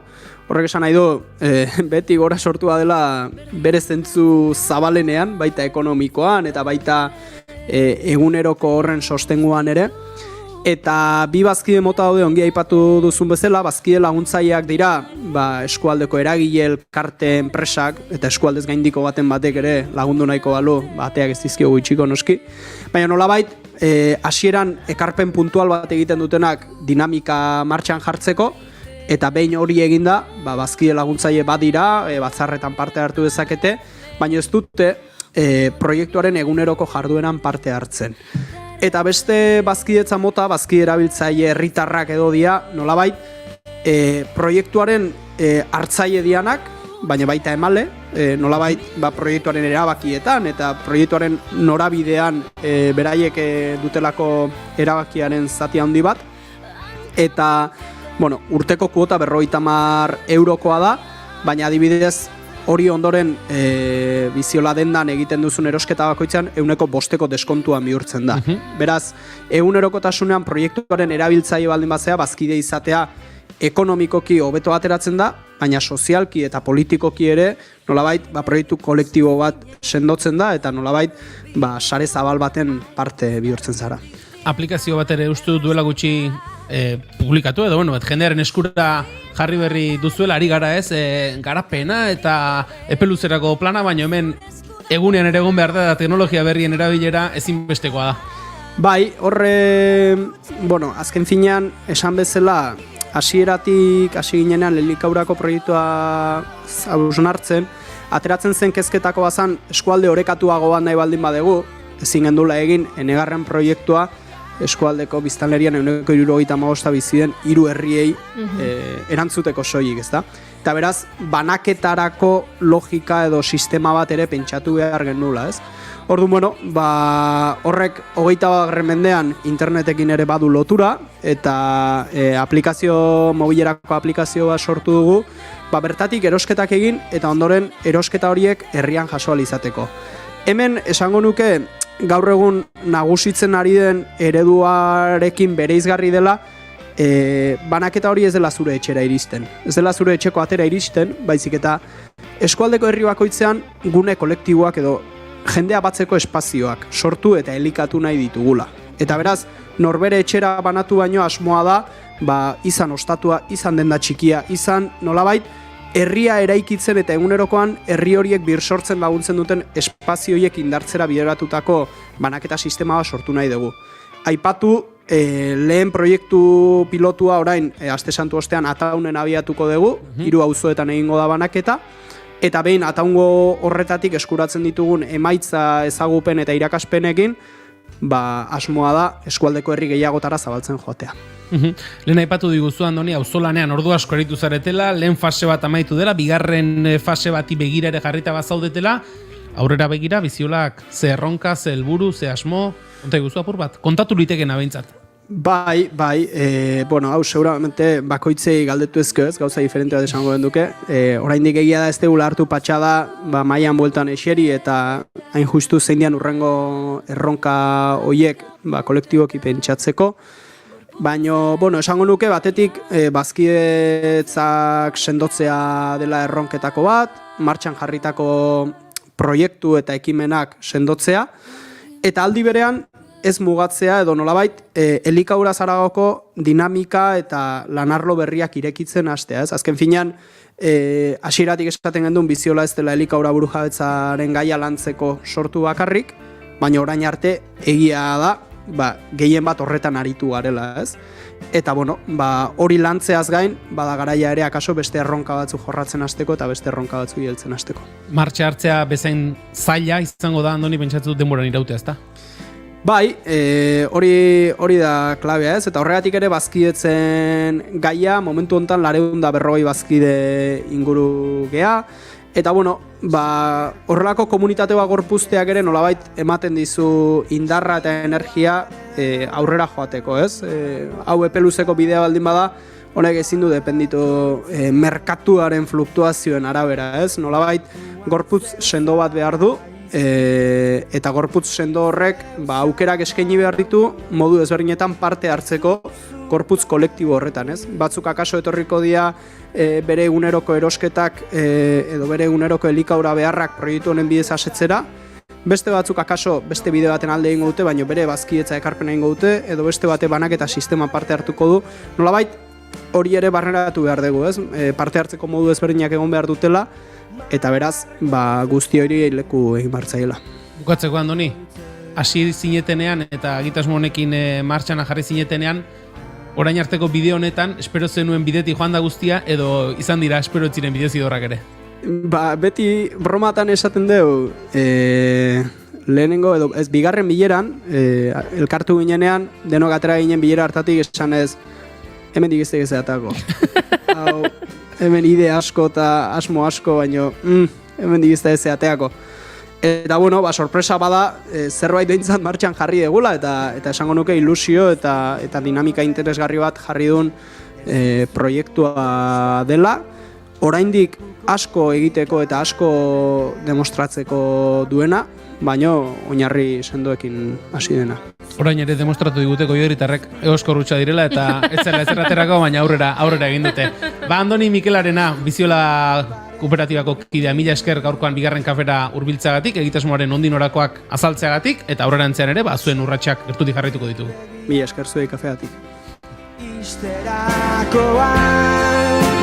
Itzultzen zara zerbana Beta zala Erauzea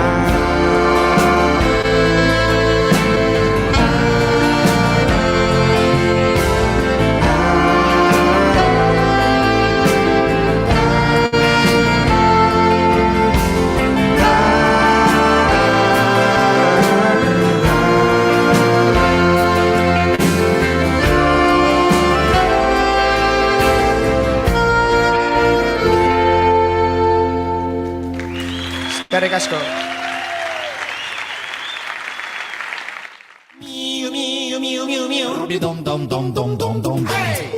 Hei, popon, hementxe Josh eta Jon. Garbitu belarria, eta gozatu pila-pila. Irratitik munduran, Xatoken Moura.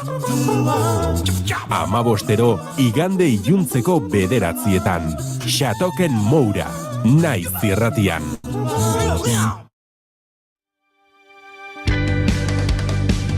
Ez dakitzu zer irakurri eta gomendio bila zabiltza? Uluka podcasta, naiz irratian, igandero 3:00. Literaturaz bai, baina ez da inbeste.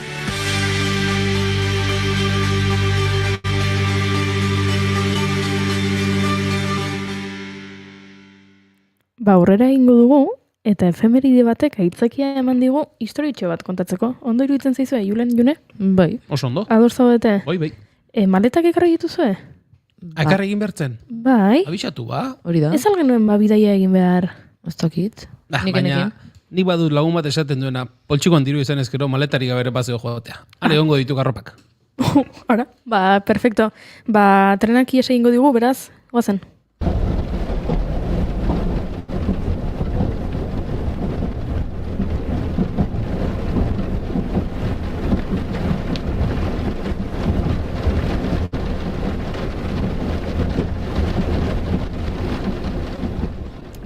1978ko martxoaren 28 da. 601 zenbakidun trena Burgostik Lionerako bidea egiten ari da. Tolosa inguruan trenbidea ilun dago. Gaua da. Herri erdia lo dago. Eta beste erdia paper fabriketan, lanean.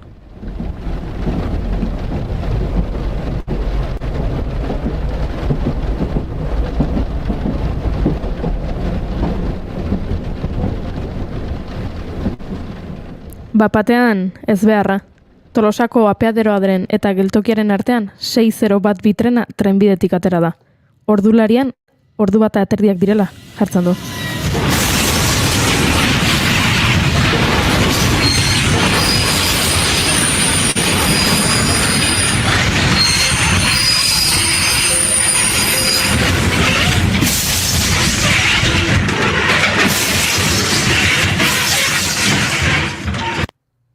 Alarma guztiak piztu dira. Trenak 55 tona azido zianhidrikoa daramatza. Kutsakorra, erabat toksikoa eta zeharo leherkorra. Hau da, zisterna lehertu edo pitzatzen bada, airarekin bat egiterakoan gasa bihurtu eta oso hilgarri bihurtuko da.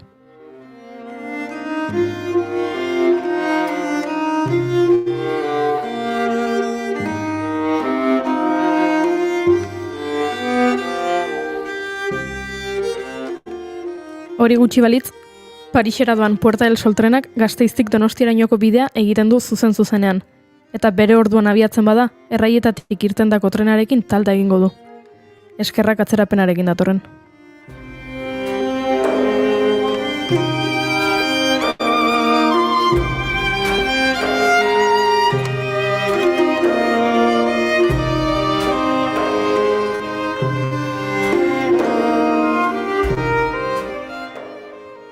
Gaurko egunez gertatu zen Tolosa iaia suntsitu zuen ez beharra. 1978ko martxoaren 28an.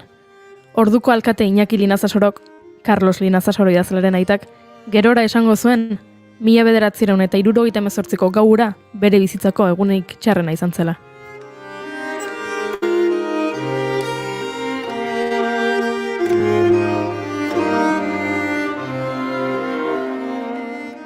Ez da harritzekoa. 2 egun eman zituen trenbidean, batzuekin eta besteekin eztabaidan. Azido zianhidrikoa ekoizten zuen Liongo fabrikako eta azidoa jasoko zuen Burgosko arduradun tekniko nagusiak berehala Tolosara joatea behartu zituen. Eta etorri egin ziren gainera.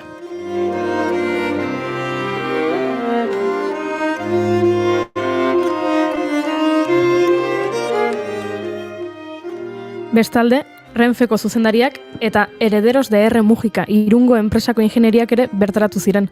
Haiek baitziren bagoiaren fabrikatzaileak. Dena ziztu bizian antolatu zuten. Istripua izan zuen treneko makinistek ez zekiten hain likido arriskutsua zeramatenik. Istripua gertatu eta kargagidak begiratu zituztenean baino ez zuten jakin.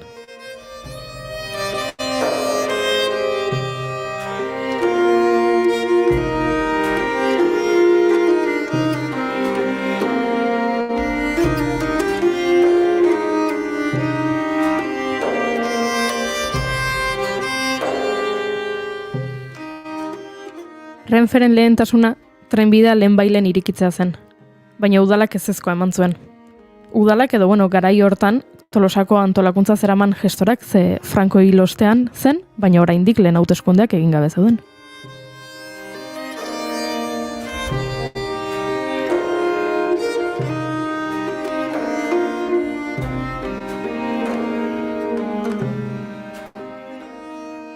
Beraz, esan bezala udala ukatu egin zen eta zisterna etzen mugitu azido zianhidrikoa ontzi zaldatzeko beharrezko neurriak hartu ziren arte.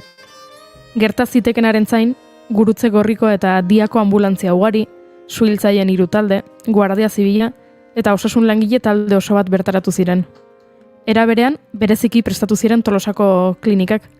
Prest utzi zituzten 40 tona soda zituzten kamioiak. Hori bai da azido zianhidrikoa neutraliza dezakeen sustantzia bakarra.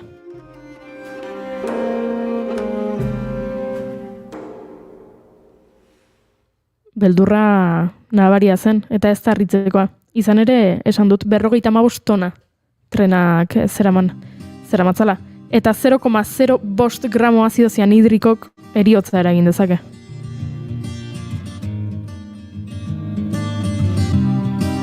Ispilu hotxen gainean errari ibilitako erromesak izan gara noizbait kristal zatiak ditugu iriketan ikasi dugu amarrak. Beldurraren ondorioz, bizilagun askok, batez ere euren etxebizitzak bidetik gertu zituztenek, herritik alde egin zuten, izututa. Esaten dute, 5.000 bat lagunek Tolosatik ihes egin zutela egun haietan. Eta Tolosan bertan bizizan emakume bati galdetu diogu, ea zer oroitzapen dituen egun hartakoak. Hauxe kontatu digu Maria Angeles Arandiak. Nik gogoratzen naiz, nola esan zuten oso arriskutsu zala, eta ez dakizu mat kilometrota, junik alde inbertzala. Eta ordu jende asko, bere familiaren kanpoko etxeta, eta jende asko atera izan Tolosatikan. Eta gogoratzen naiz, jende asko, egun hortan, iriko izen iriki, baina gero ia itxin zituen, detzon iriki gehiago. Eta jendea oso ikaratuta. Eta kalener, ia etzan inor ikusten. Oso jende gutxi ikusten zan. Nik iriki duen bai, guk eukuzen du normal irikita. Baina jendea oso ikaratuta, oso. Eta kalen oso jende gutxi ikusten zan. Eta niko gogoratzen, jende asko alde nintzun. Besterik ez dira, dagoeneko,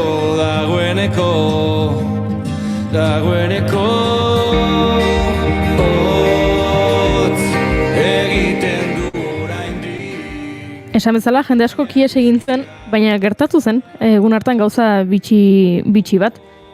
Gauza bitxi asko gertatuko ziren noski, baina honek grazia puntu bat egin dugu. Izan ere, Tolosako gazte asko, ez zuen Tolosan egun hartan, eta hauxe gertatu zitzaien. Hori gertatu zen egunean, ni Larkuren ikastolako ikaslean izen, eta ordu hartan, Larkuren ikastolak bazuen basarri bat abatzizketan. Eta erabiltzen genuen, asteburu pasajoateko, eta, horretan jute ginen, irakasleekin, eta han pasatzen genuen asteburua edo egun batzuk. Eta horrela gertatu zen, asteburu pasa genden abatzizketako basarri horretan. Eta irakasle batek esan zigun, abisua iritsi zela, ez bueltatzeko Tolosara, Tolosan istripu handi bat gertatu zela, eta oso larria zela bueltatzea, eta aginduik jaso bitartean bertan geratzeko. Eta orduan, gelditxu ginen pizkatarri dutaz, ere bat ez ustean, harrapatu gintun, eta bezalde bat, hain larria zala jakiteak eta besterik ez jakiteak, interesa ere, piztez duelako, baina ez zen erantzunik. Ez ziguten esaten, eta ez mugitzeko, eta antxe hon behar dela. Eta hola xe, pasatzen du larun bat osoa, eta igandean, bueltatzeko garia zenean, abisua zen, bai ez bueltatu ginezkela. Eta jetxik ginen, zer gertatu otezan jakin nahinean. Eta, urrengo egunetan junginean pizka bat konturatzen, gertatutakoa zer izan zen, eta zertaz libratu ginen, eta zuasun pasazuten bertan egon zienak, eta horixe izan zen. Hautsiago ibiliko naiz ni, naiz eta albide hautsia izan.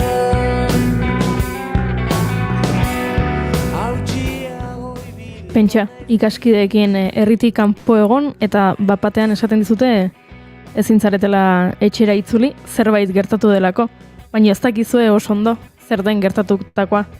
Eta etxera bueltatutakoa ohartzen zarete tira, sekulako ez beharra izan zitekeena, azkenean ez zela inbesterako izan, salbatu zutela, baina alare horrek beldur puntu bat eman behar du, eta hori kontatu digu Izaskun Jauregik.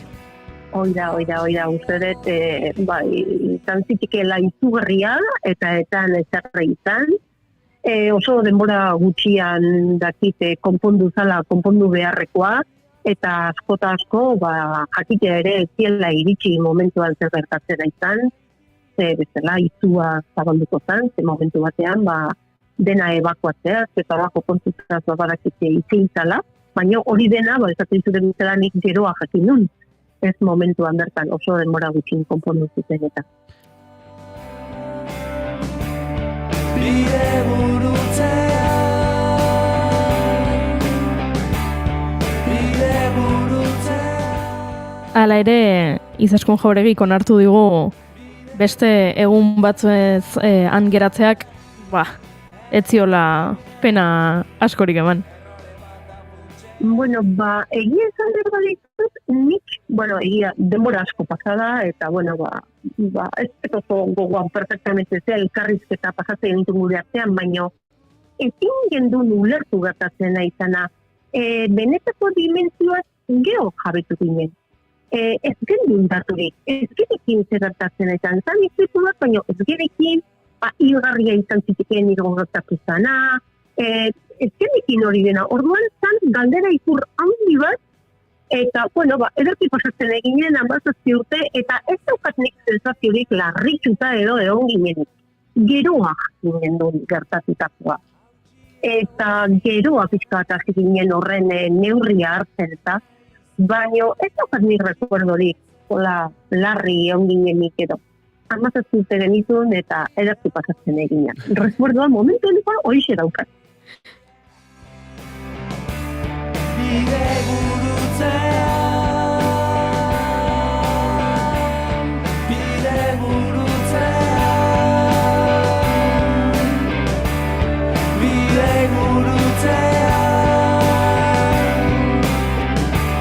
bide burutzea.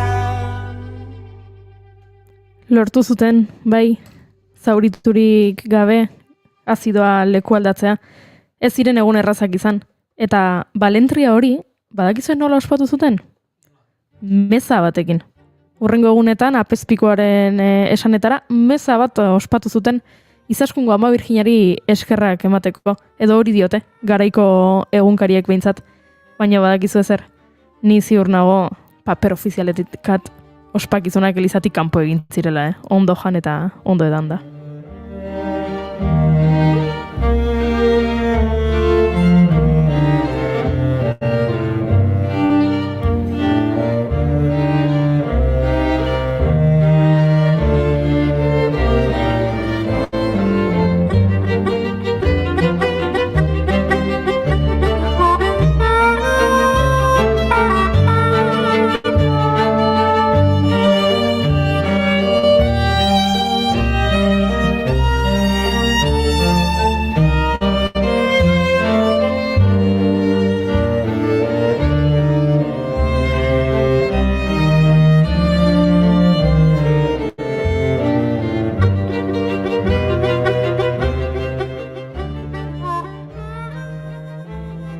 Carlos Linazasorok, esan bezala orduko alkate zenaren semeak, liburu bat idatzen zuen, inspirazio iturri gisa gertakizun hartuta, 6012 liburua, baina aitortu behar dizuegu fikziozko lana dela, inspiratu zela bai gertakarien, baina fikziozko eleberri bat dela.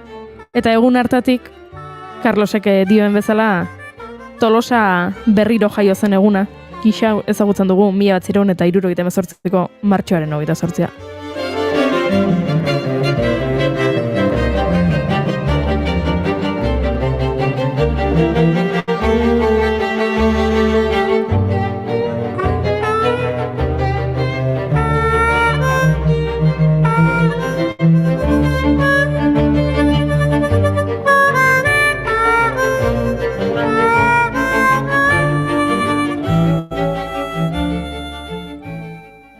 Tolosan dena ondo atera zen, baina tamalez amaiera tristeagoa izan duten tren istripuak izan ditugu Euskal Herrian.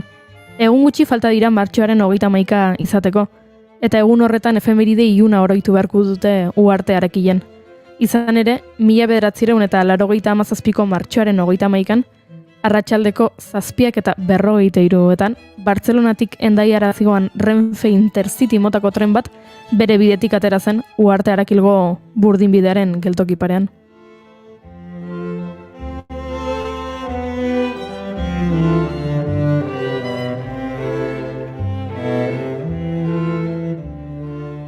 Aste Santuko oporren azken eguna zen, eta Bartzelona Hendaia ibilbidea egiten zuen trena jendez gainezka zegoen. 258 bidaiari eta langile zijoazen. Batzuk oporretatik bueltan, beste batzuk Paris bisitatu nahian.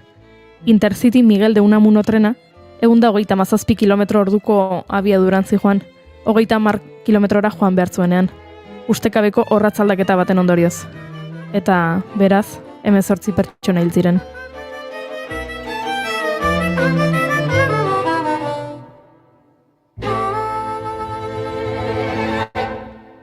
Handik 3 urtetara, beste istripu baten berri izan genuen.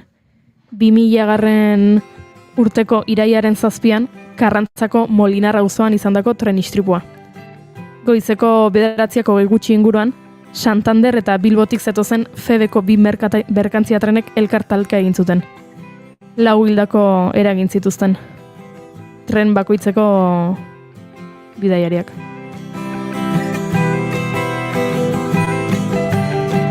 Rioko kaletan gauez, ibili naiz estuegi, zakur basatiek ere, enaute gutxitan segi. Manifan kargatu dute, ta gulurrean eseri. Izoztutako izerdi, irentsitako itzerdi. Indonesian egin dut, marrazoekin igeri. 2009an, urriaren 8an, Lezaman beste tren istripu bat jasan zuten. Euskotrenen aldiretako Bilbo eta Lezamarteko trenak Lezamako geltokian gelditu ez eta hormaren kontratalka egin zuen. Treneko gidaria bertan hil zen, eta 12 pertsona inguruk zauri arinak izan zituzten. Ta pizza erromatarra, ta kuban dordokarik ez, enaizein pertsona txarra. Pintxoz betetako barra, hernaniko txinatarra. Lehenengo bizi tragoa, nire amaren bularra. Irentsi etzaitzan bizitza, dago irentsi beharra. Aski ditugu biao, eta sardeska bakarra. Habanako malekoian, bilakatu naiz Guajiro. Tarrion Jesu Kristoren eskulturaraino igo. Eguzkiatak majalen leku egiten astiro. Esan bezala, gaurko egunez, Tolosan gertatutako ezbeharrak amaiera zoriontxoa izan zuen, baina tamalez ez da beti horrelakoa gertatzen.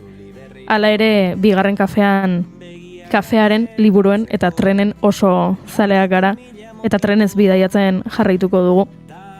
Badakigulako, gehienetan segurtasun oso egiten dugula. Hauxe izan da gaurko zuentzat prestatu dugun erreportai txikia. Espero dugu gustatu izana, eta zuen inguruan horrelako bitxikeriak gertatu badira, kontatu lasai gure sareetan, gure txatean edo gure telefono zenbakian. Sentitu dut Hare Krishnekin abesten, hinduismoan amesten, ta budismoan babesten. Osoren asran batean, meditazioan ezten. Fedean sinesten dut naiz, fede bat bakarrik ezten. Baina sarri lanak dauzkat, nire buruan sinesten. Maite mindu naiz Madrilen, sareko zulo erotan. Suediako laku hotzetan, Kubako kale berotan. Maite mindu naiz Asian, Amerikan ta Europan. Festetan kale kantoitan, eta kale kalentoitan. Ta bapatean eztan da, ta berriz dena kolokan. Batzutan asko maitatuz, eta bestetan askotan. Ikasi beharra neukan, zurekin egotekotan. Hanka sartzeko beldurrez, askotan enaiz ausartu. 3 aldiz nahastu naiz, bitan esan dut barkatu. Pentsatzeko ibili naiz, ta ibiltzeko pentsatu. Mendebaldea miatu, ekialdea maitatu. Inoiz galdu dut iparra, inoiz egoak zulatu. Himalaiara igo naiz, ta itxasoan urperatu. Agian ez dudalako, nire tokia topatu. Himalaiara igo naiz, ta itxasoan urperatu. Agian nahi nuelako, hauxe zela ziurtatu.